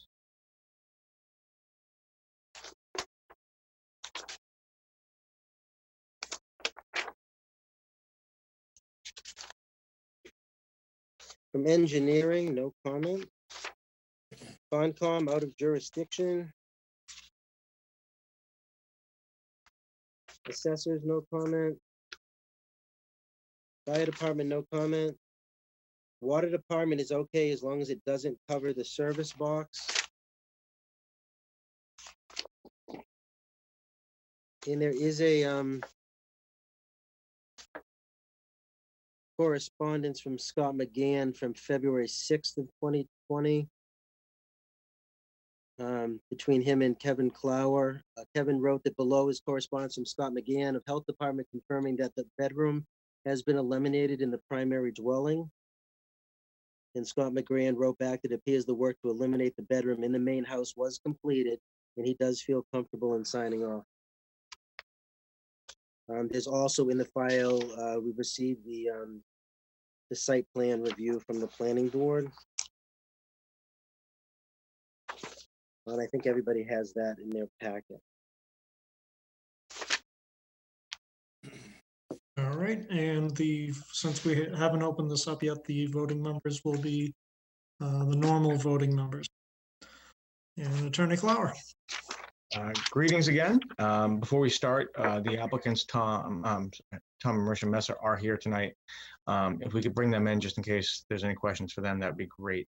Sure. And while they're being elevated, I'll just make the comment that if anyone's out there having any questions, comments, concerns, type in your comments into the webinar chat and we'll address it when the time comes. Again, my name is Kevin Clower for the third time. I'm an attorney with Ahmed Clower Law Firm here in Falmouth, and I represent the applicants, Tom and Marisha Messer and Joanna Bennett, the owners of 190 Goleta Road. And they're seeking to modify the special permit number 004-18, which was a special permit to construct a detached accessory structure. During the construction process, the applicants met with, the builders rather, and the contractors met with unexpected conditions that necessitated certain deviations from the plan. Specifically, this all stemmed from the installation of the septic, which required a much more significant strip out of material than was expected. This changed the grade on the northwest side of the dwelling from the approved plan, as that area became much lower due to the amount that was stripped out. That the addition of that material necessitated the addition of a retaining wall at the northwest corner of the site from the result of the buildup of the unexpected strip out. And due to the grade change, there had been a sliding door that had been approved behind the sliding barn doors on the wall, which could not be installed for safety reasons, as it would have opened up onto nothing essentially. So that was changed to windows. And in order to provide for a second form of egress, as a result of the loss of that sliding door, they proposed a new door and steps at the rear of the structure. I think it's important to note that these changes were not at the request or desire of the applicant, but they were necessitated by the unexpected soil conditions that were met with. We have been before the planning board to modify the planning board site plan review decision, a copy of which was submitted. And we also applied for and obtained a license from the Board of Selectmen to address the minor encroachment of the retaining wall into the street layout. And lastly, as was noted, the applicants have removed a bedroom from the primary dwelling as was required by the special permit, and that was acknowledged by Scott McGann at the Board of Health. These changes in and of themselves are not significant and do not substantially alter the project, nor do they represent a detriment to the project. As such, I believe the board can and should approve the applicant's request for a modification of the special permit, and I would be glad to address any questions that you might have at this time. Thank you, Attorney Clower. Scott, any questions? Sure. I was out there on Sunday in the rain to see how the water was running. There's probably a 10 to 12 foot grade change from the back of the property to the front. And as I read through the comments from Attorney Clower to our administrator, cited in a couple spots in the letter, these changes were necessitated by a strip out, construction conditions, soil, but yet I don't see on the cover page from Warwick and Associates dated 12/11/2019, it says plan revisions. I don't see the septic plan or soil profile in there. And it's kind of hard to quantify how much material came out of that strip out and what the soil conditions were without any soil profile or a copy of the cut sheet of the septic. It's always been my interpretation that when you strip out, you create more material. I would have liked to have known the amount, the volume of the material that necessitated this number of changes to a special permit, and the fact that they continued on with it till after it was completed without coming back before the board to alter the special permit. So I'm just curious, number one, Attorney Clower, how much material dictated this change to the special permit? I don't know the exact cubic feet by any means. But I think it's worth pointing out it did create more material, which is why that retaining wall is there. Because what happened was that material, as it was stripped out, was shifted further onto the lot. That retaining wall would not have been needed, but for the material that had been removed. So it's all still there. It's just in a different location. Oh, I see. They casted it to the property line and put a retaining wall. But if you look at the left side of the west elevation where that door with the barn doors were proposed, you guys cite that it's become unsafe because of the lack of material of what you took out. Follow me?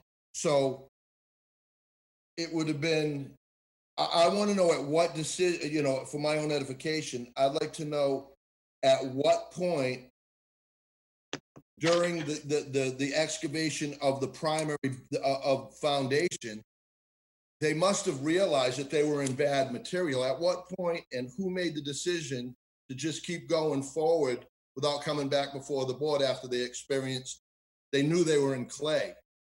So I don't see a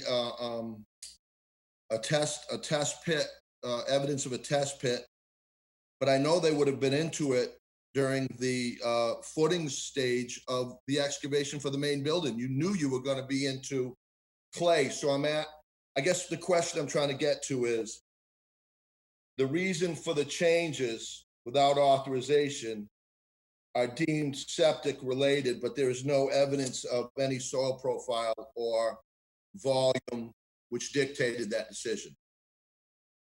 So the septic installation was completed by a subcontractor. And what happened was when he removed the material, he just did it. And it wasn't, I don't want to put words in the applicant's mouth, but I don't think they realized that the gravity of what that change would be, and the downhill effects it would have.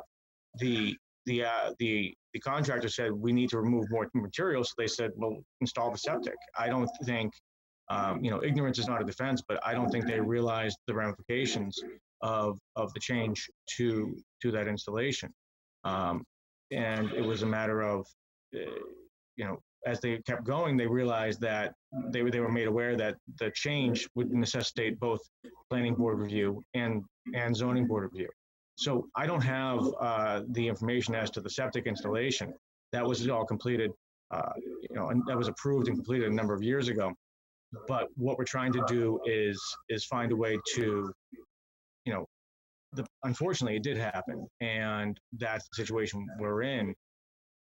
It doesn't. I don't believe it significantly alters the effect of the project, and I don't believe it significantly represents a significant detriment to the project either.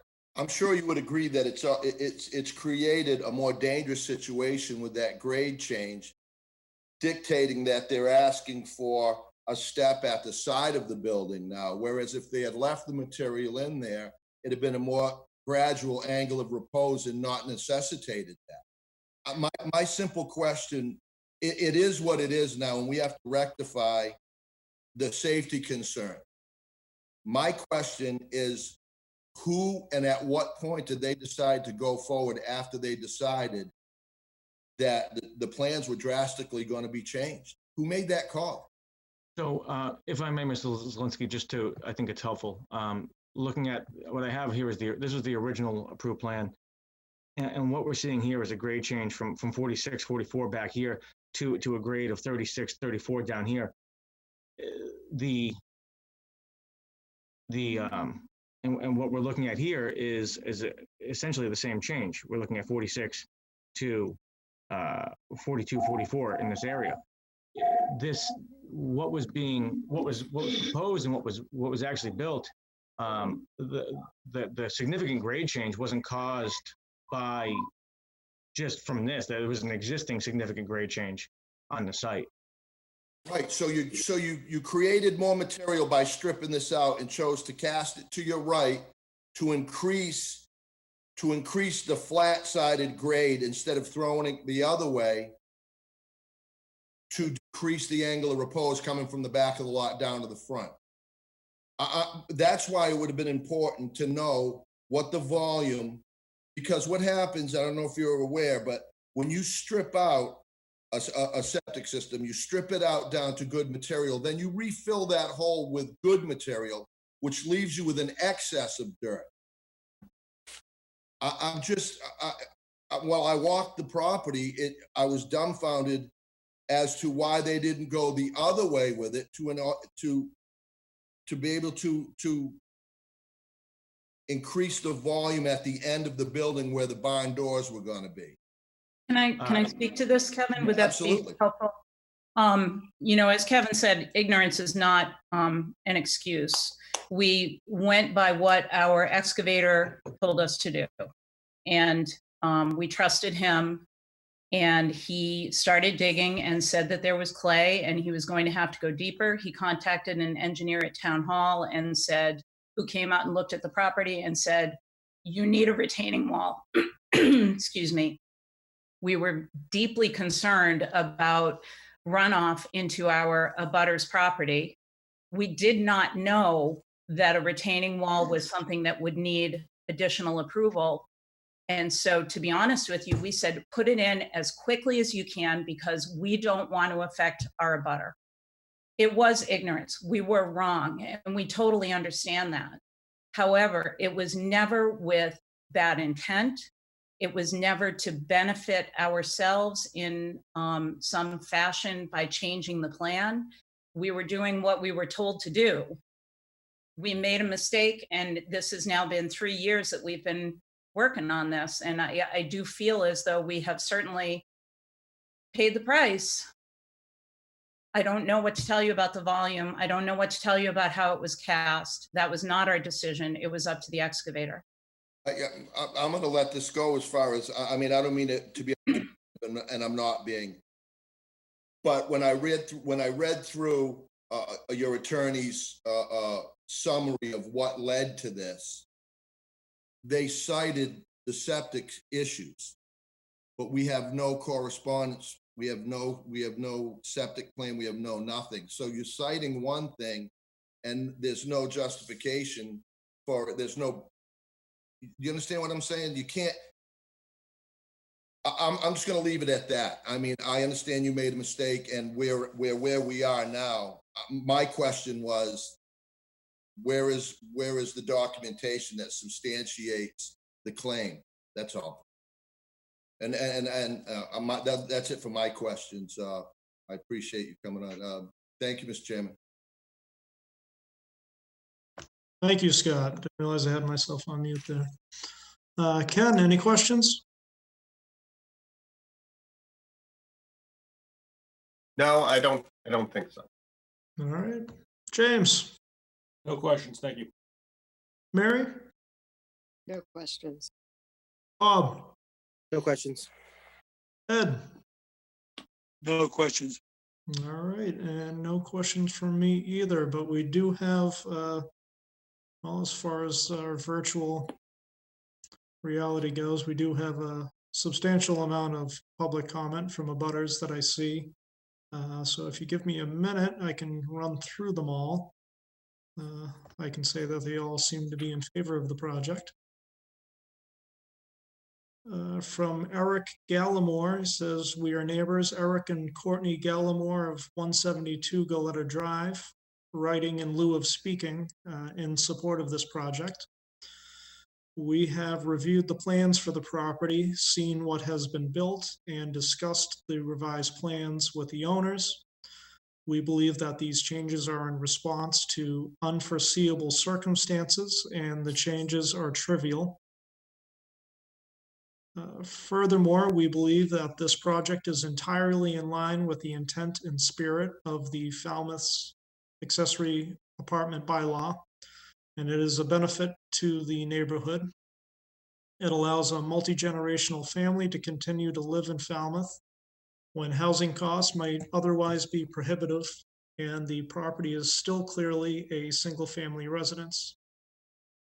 We urge the board to approve this project. Thank you. And next we have Ryan Federschneider. And he says, dear members of the zoning board and planning board, I am in a butter to the property at 190 Galetta Drive. I have reviewed the plans for the property, seen it as built, and have discussed it with the owners. I believe that this project as built is a benefit to the neighborhood and in line with the spirit and intent of the accessory bylaw. This project will allow for a younger generation to remain in Falmouth despite housing costs, and for the longtime residents to retain their own space and autonomy, even with the changes to the plans. This property retains the design of a single-family residence. I am in support of this project, both as originally planned and as actually constructed. I would urge the town boards to approve the changes as well. And that's, it says at the end, Lynn Cedrone at 181 Galetta Drive. So those are the public comments received so far. And does the board have any follow-up questions at all?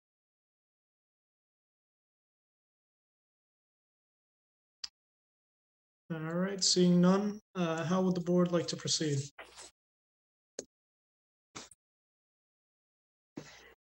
I'm happy to make a motion that we close. Second. All right, motion to close made by Ken and second by Ed. Roll call vote. Scott? Scott Zelinski, aye. Ken? Ken Forman, aye. Ed Van Kuren, aye. James? James Morrissey. Mary? Mary Berry I. Bob? Robert Dugan, aye. And TJ Hurry, aye. And how would the board like to proceed?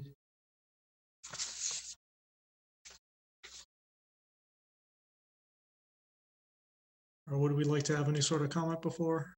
I feel like, mistakes were made and they were unintentional. Some people get into that position. We are where we are with that project, and the improvements that are proposed will make it safer and more functionable. I just think that a lesson should be learned that, in the future, when you run into trouble like that, and when you're on a special permit, you need to seek the guidance of the board or someone to help you out of that situation. I'm glad to make a motion to approve. But that, that argument had to be stated because so many different things were changed on something that could have been addressed earlier on. You know what I'm saying? So I understand that, Scott.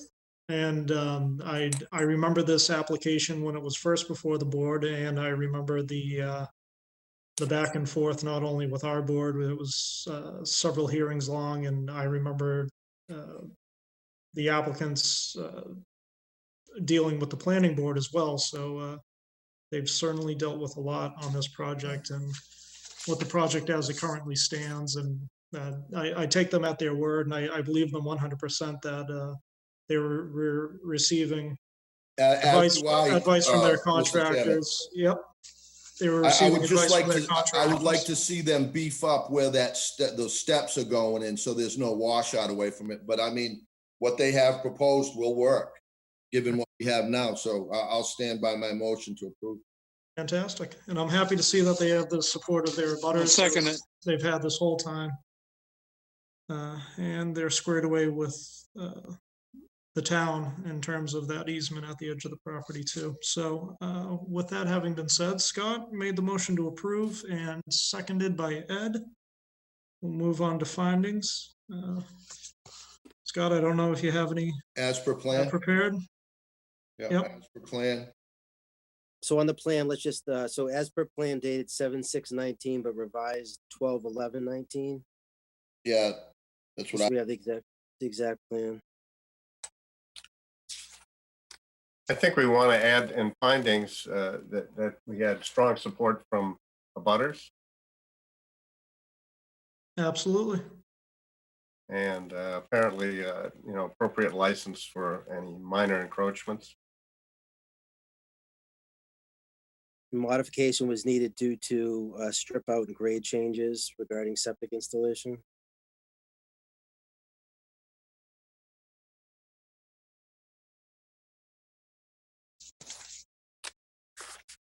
All right. Anything else for findings?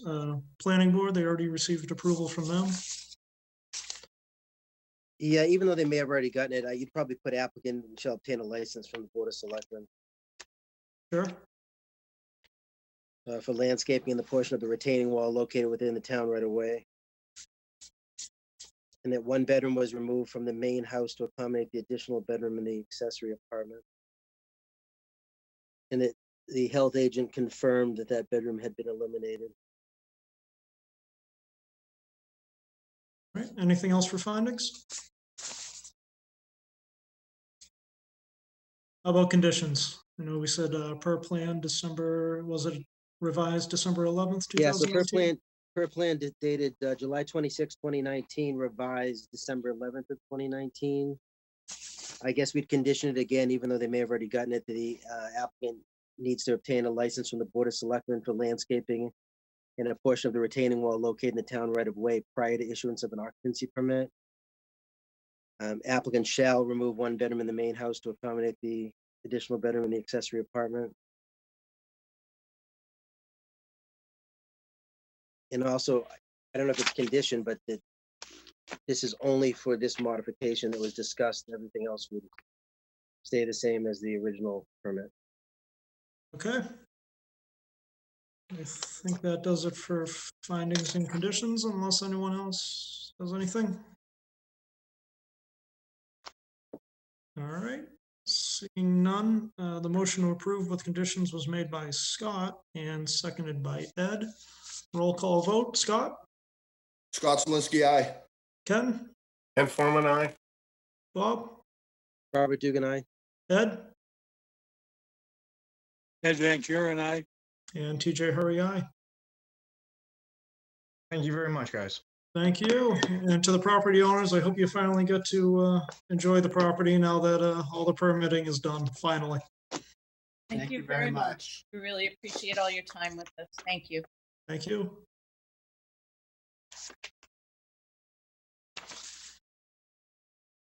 Thanks, Kevin. Okay, up next, we have application 12-20, McDonald, 83 Queen Street in Falmouth. And the voting members on this are myself, Ken, Bob, Ed, and Mary. And for the applicant, we have Attorney Clower once again. The last time I'll bother you tonight, I promise.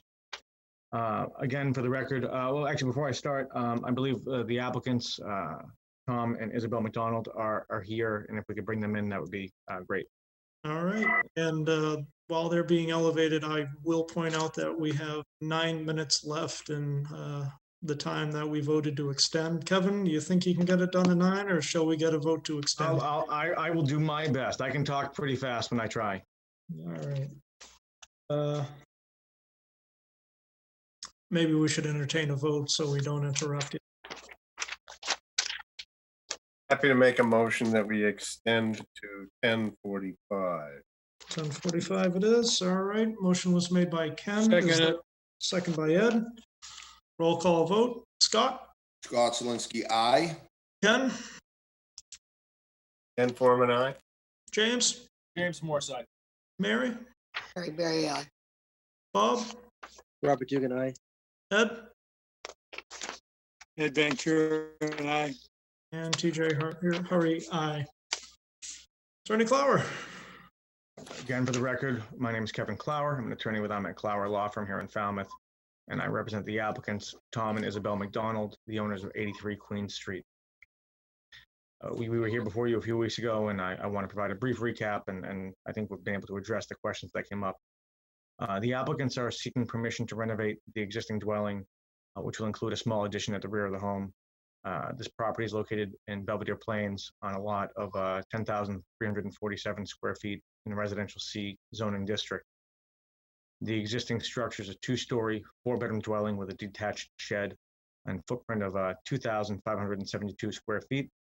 It's non-conforming to front yard setback, being 22 feet where 25 is required, lot coverage by structure being 24.9%, where 20% is allowed by right and up to 25% with a special permit. and lot coverage by structures, paving, and parking being 42.2%, where 40% is allowed. They're seeking to remove the deck on the southern side of the property, and to create an addition. There'll be a new loft space above the master bedroom, which will be intended for chamber music. That ridge will be 22 feet 11 inches, which is lower than the existing ridge height of 23 feet 8 inches. There'll be a slight reduction to lot coverage by structure, going from 24.9% down to 24.7%, though with the issuance of a special permit under 240-69E, that nonconformity will be eliminated. And similarly, there'll be a slight reduction to the lot coverage by structures, paving, and parking down to 42.1%. This project does require special permits under 243C and 240-69E. And at the last hearing, we outlined the ways in which the project meets those standards. It's not more detrimental than what exists. As I stated, there's minor improvements to the lot coverage by structures, paving, and parking, and the elimination of the non-conforming lot coverage by structures. As to 240-69E, the size and height of the structure is in line with the neighborhood. There's no effective shadow on adjacent properties. There's no impacted views and vistas from public ways. There's no effective nitrogen on coastal embayments. Following the last meeting, we did submit the Title V report that the applicants obtained when they purchased the house, which reflects that the system is designed for 5 bedrooms. Further, there's a 2008 building permit, which reflects the combination of 2 bedrooms into 1. That is the bedrooms on the second floor that were 2 bedrooms became 1. So it was a 5-bedroom house, became 4. And the applicants are seeking to divide that room again, though the office they're proposing is not a bedroom, as it does not meet the requirements of Title V. The proposed renovations do not create any new bedrooms, as they do not meet those Title V requirements. The count will remain 4, though the system does show a capacity for 5. This project represents a significant improvement in design and space for the applicants. It does not create any new dimensional nonconformities, improves the nonconforming lot coverage by structures, paving, and parking, eliminates the nonconformity of lot coverage by structures. It's not substantially more detrimental than what exists.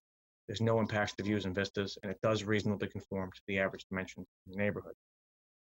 Again, for these reasons, I would ask that you grant the special permit, and I'd be happy to address any questions that you may have at this time. Thank you, Attorney Clower. Ken, any questions? No. Bob? No questions. Ed?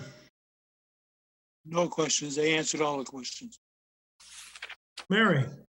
No questions. All right.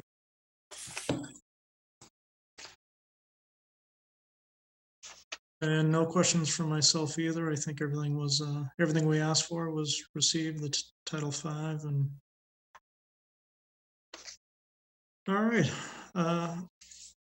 Not seeing any public comment regarding this project. How would the board like to proceed?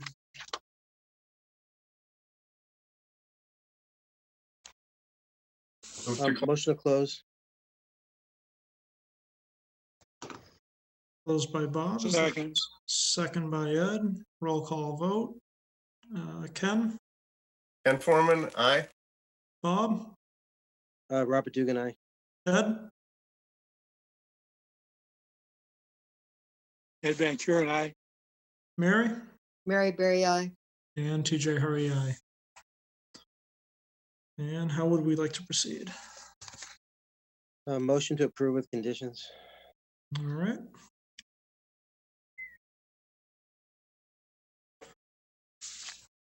Is there a second for now? Second. All right, second by Ed. Findings? Current nonconformities is a front yard setback of 22 feet where 25 is required. And 24.9 where 20 is required, but they're going to be reducing that to 24.7.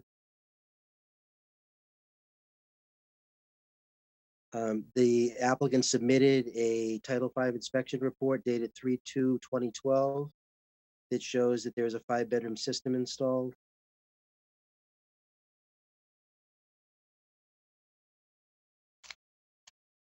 Applicant was agreeable to post signs for the addresses of all the properties on that right of way at the intersection of Queen Street.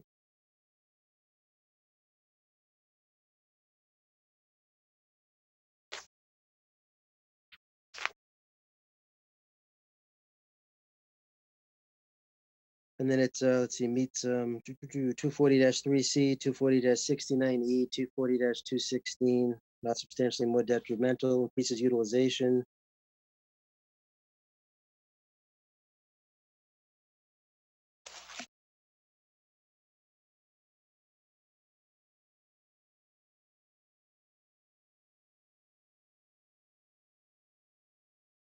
Anything else for findings? No, I think that's it. All right, conditions.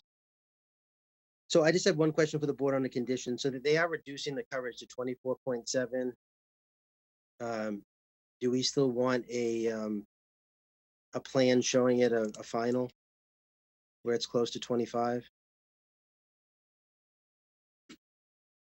Yes. All right, so make it. So then, just condition is it a final as-built that would do the lot coverage? Maureen? All right, so condition it on a final as-built showing the 24.7 lot coverage for the reduction. Stormwater measures for the new roof area. A sign shall be placed by the applicant at the intersection of the shared driveway and Queen Street, indicating that houses 75, 77, 79, 81, and 83 are accessed via the driveway. And the applicant should coordinate this with the Falmouth Fire Rescue for approval of the sign and the location.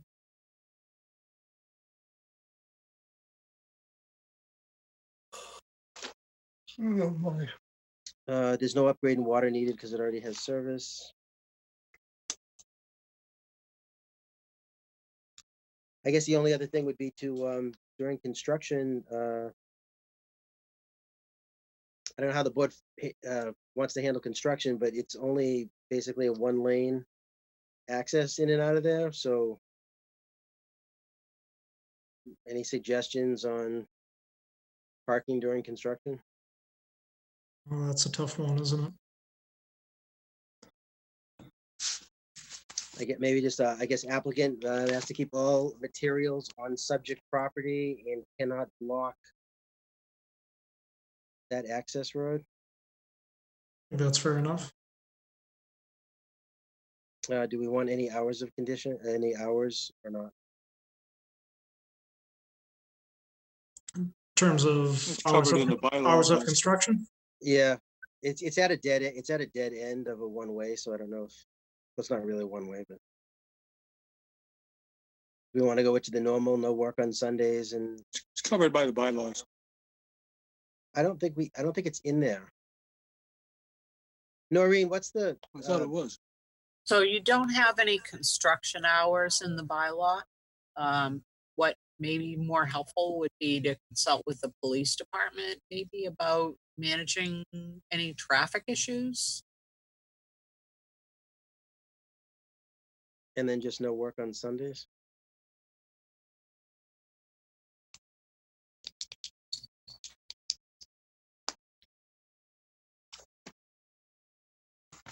All right, anything else? Nope. All right, Unless anybody so, wants to add anything. yeah, anyone? Ken, Bob, Ed? All right, No, all right, so that was a motion to approve with conditions. Motion was made by Bob and seconded by Ed. Roll call vote. Ken? Ken Forman, aye. Bob? Robert Dugan, aye. Ed? Ed Van Kuren, aye. Mary? Mary Berry I. And TJ Hurry, aye. Thank you very much. Thank 10:32, you. we would have almost made it. Almost. Thank you all. Thank you all so much. Appreciate it. Appreciate Thank it. Thanks, you. guys. Have a great night. You too.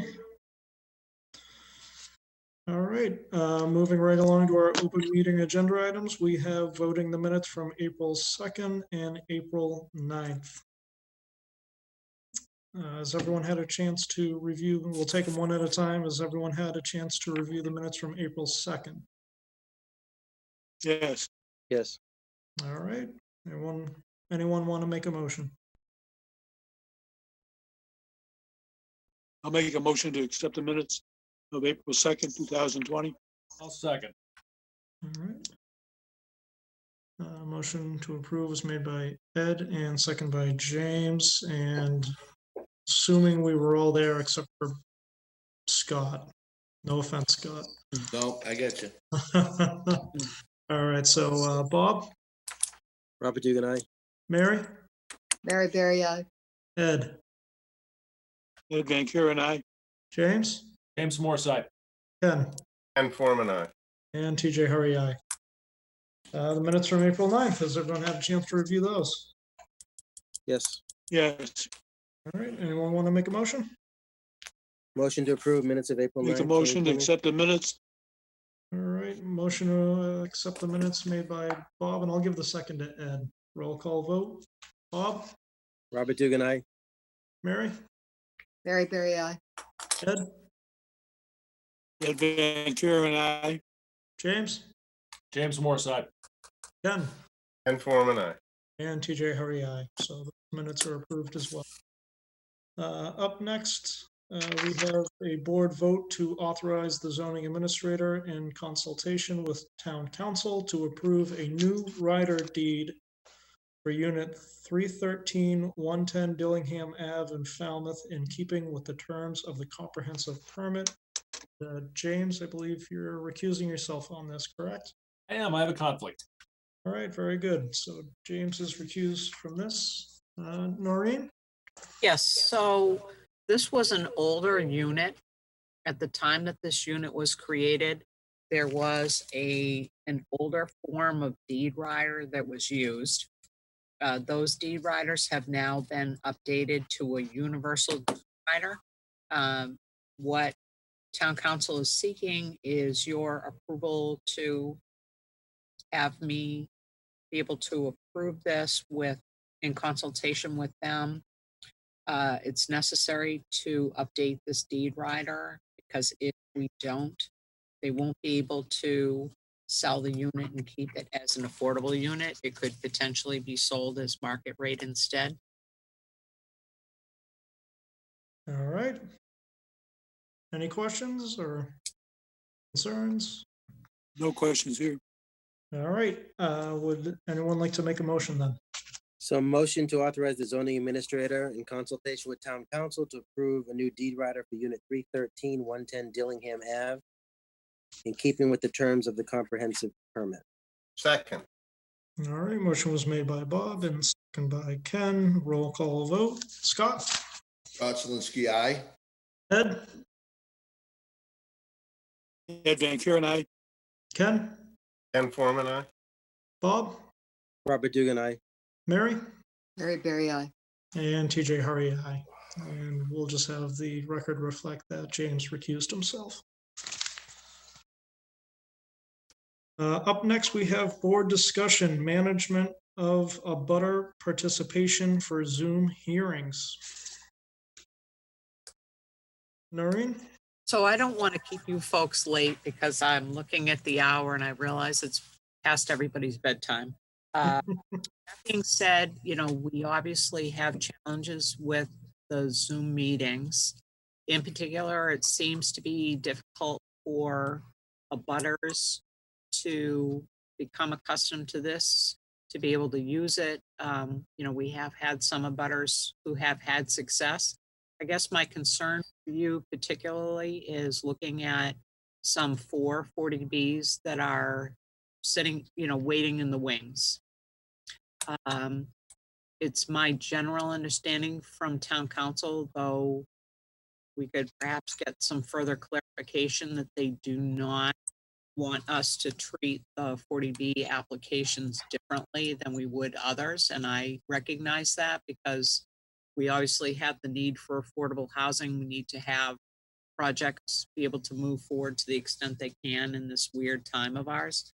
But, maybe this will be more of something for the board members to think about on how we are going to have abutters participate, because obviously for 40Bs in the past, the abutters have been able to walk up to the podium and discuss their concerns, and we really have lost that.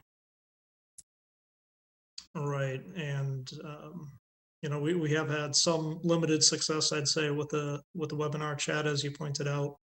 And I know a concern, and to IT's credit, Thomas and Adriana, they've really been on top of acknowledging who gets privileges with video and things like that. Zoom bombing has become a thing. I know that the Cambridge City Council and on the local level, the Cape Cod Young Professionals hosted a few things, and it was severely disrupted. And James, I can tell by your reaction, you know what I'm talking about. I won't repeat what happened, but it's certainly out there in Please don't. news articles. I won't. But that's definitely something to be cognizant of. But at the same time, I think we can't really postpone for, well, we could, but then we could postpone 40Bs until the emergency is lifted. But then I think the hearings need to be underway within, is it 45 days, Noreen? I think they are going to give us about that a period of time. So obviously, it's not of any assistance for you to postpone to the extent you can avoid it, because obviously we seem to have some pretty heavy agendas. But I guess it's more something to think about, and perhaps if we can offer neighbors guidance. You know, When the notifications go out to neighbors, when we do our regular mailing, are they being informed at notification that this is how meetings are currently being handled? yes, we are now including with the notices of hearing how the Zoom participation will take place. And if we haven't, we will also be directing them to be able to view the plans on the zoning board's website so that they at least have the opportunity to start looking at those, because we obviously are not able to have public into our office to view the plans at this time. All right, so I think if need be, that we do have a 40B, you know, for, given our new virtual meetings, I guess it would be important to direct them to offer email comments, maybe the webinar chat or anything like that.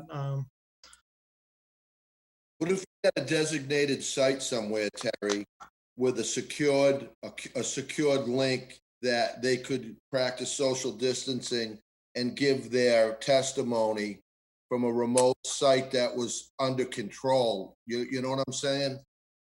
Would help them feel like they're participating more. I don't know how they'd investigate their, you know, the packets and all of that, but it's just an idea, you know what I mean? If we had, say they had a space at town hall that only one person could come in at a time and use a secured computer that we provided them to give their testimony or their statements, and then just brought them in one after another to give their statements, so it would be on the record, a video record of it.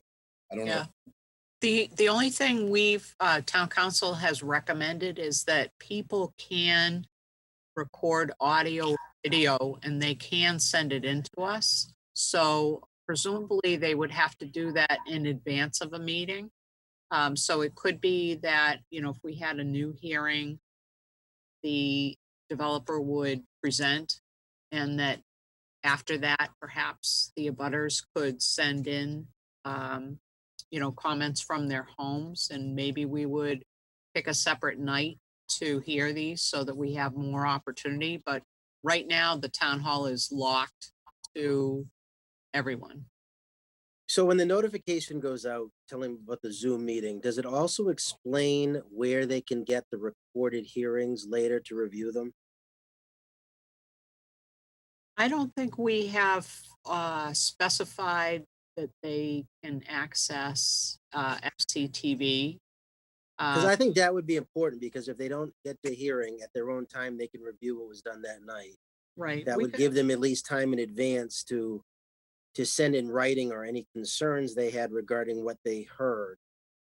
Yeah. We're not going to be closing off hearings really quick. My only other suggestion is as far as 40Bs, I know Frank said you don't handle them differently, but 40Bs are much longer projects and they're much more intensive. So if we don't hold 40Bs off, then nights that we have 40Bs, I want to limit the amount of discussions we have on different projects. Because on tonight, we had 7 continuations in 1 new hearing. And some of these were heard back and forth before, and it's 11:15. If this was a Right. 40B night and we had 8 plus a 40B, No, you couldn't do that. we couldn't do it. So, so on our schedule that we have so far, the only 40B that we're currently doing is Shore Street, correct? That's currently Yes. in process. So at the next meeting of Shore Street, how many actual hearings do we have that night?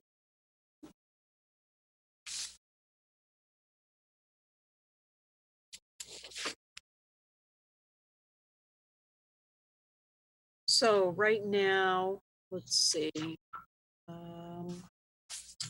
We do have other cases that night. I guess the one thing that it is my understanding that the state has also suspended the timelines. So whereas your next meeting, Shore Street, should be your last meeting, I don't think that you're held to that now.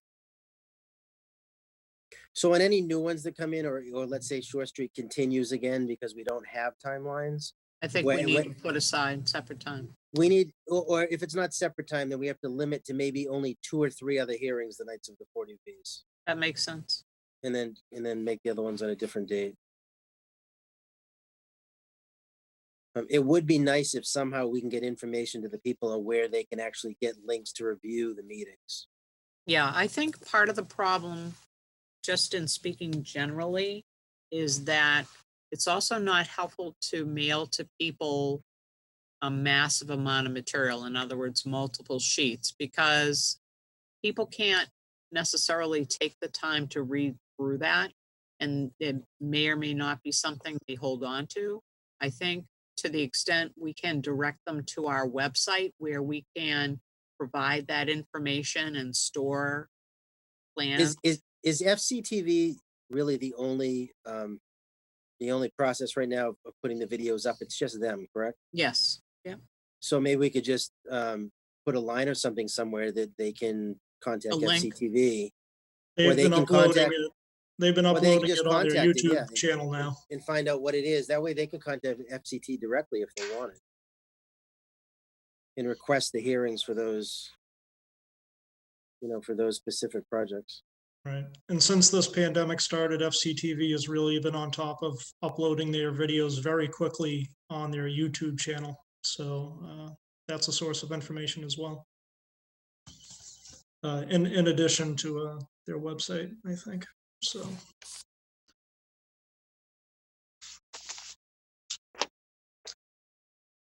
Noreen, can we put this on the agenda for our next meeting as well? Just in case Sure, anyone, absolutely. Yeah. anyone comes up with anything. Yep, absolutely. All right. So the second part of this memo you sent included rewriting guidelines for lips. And I just wanted to say that I heartily endorse your thoughts there. Because we've seen some lips that really I don't think should have been.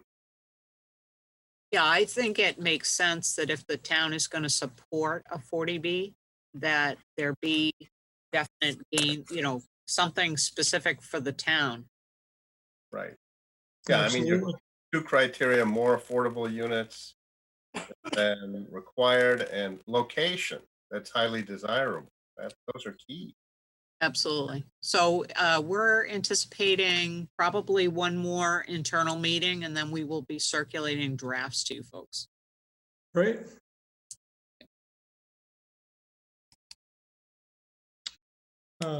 Board updates. I know we've already kind of hit on it. Ashley and Noreen have taken the time to upload a lot of documents onto the ZBA's website, not only for us to view, but for the public to view as well. So I think that's really going to help out, not only in the future with us doing Zoom meetings, but I think during normal meetings as well. Maybe if we continue that practice once everything gets back to normal, that's a good spot for material to be and for the public to be able to view it. I know we already welcomed Scott, but Scott was voted by the selectmen to take the open seat. So welcome, Scott. Great to have you back. And Thank you. Thanks for having me. anything else for board updates? Does anyone know someone that cuts hair? There's probably a YouTube video. Yes, James looks like he can help you. it was getting out of control, so I buzzed it. Anything for future agenda items? All right, seeing none, it's 10:49. We were pretty close with that 10:45. Once again, thank you to everyone on the board, Noreen, Ashley, everyone on FCTV and Falmouth IT as well. Thomas and Adriana, thank you all for your help. Our next meeting is May 14th, 6:30. See everyone then. TJ, just real Sorry. quick, Yep. because we mentioned it earlier, I think it's important to say at the meetings too about this new situation with appeals. Because Oh, we've gotten notice that appeals can't even start until this ends. I think we should give that information out at the meetings. So Yeah. anyone watching realizes that. Yeah, that's a good idea. We I are think it should be part of the including that. announcement. Yeah, we are including that in the decisions. The decisions we do also post, but yeah, I think it's, we can perhaps also send that out with the notice of decision that goes to all the abutters. Well, it's just good to know too, the people that are watching the TV and understand it's information that we have, but no one else has. And if they have a concern, they won't feel as, pushed forward knowing that those changes have happened. Because my understanding at this point seems to be that most applicants don't know. And they don't realize, and that's why they keep asking us, can we get the decision next week? And we Right. just go ahead Right. with it. Yep. Right. That's it. All right. So next meeting is May 14th, 6:30. Meeting adjourned. Thank you, everyone. Thank Good night, you. everybody. Good night. Bye.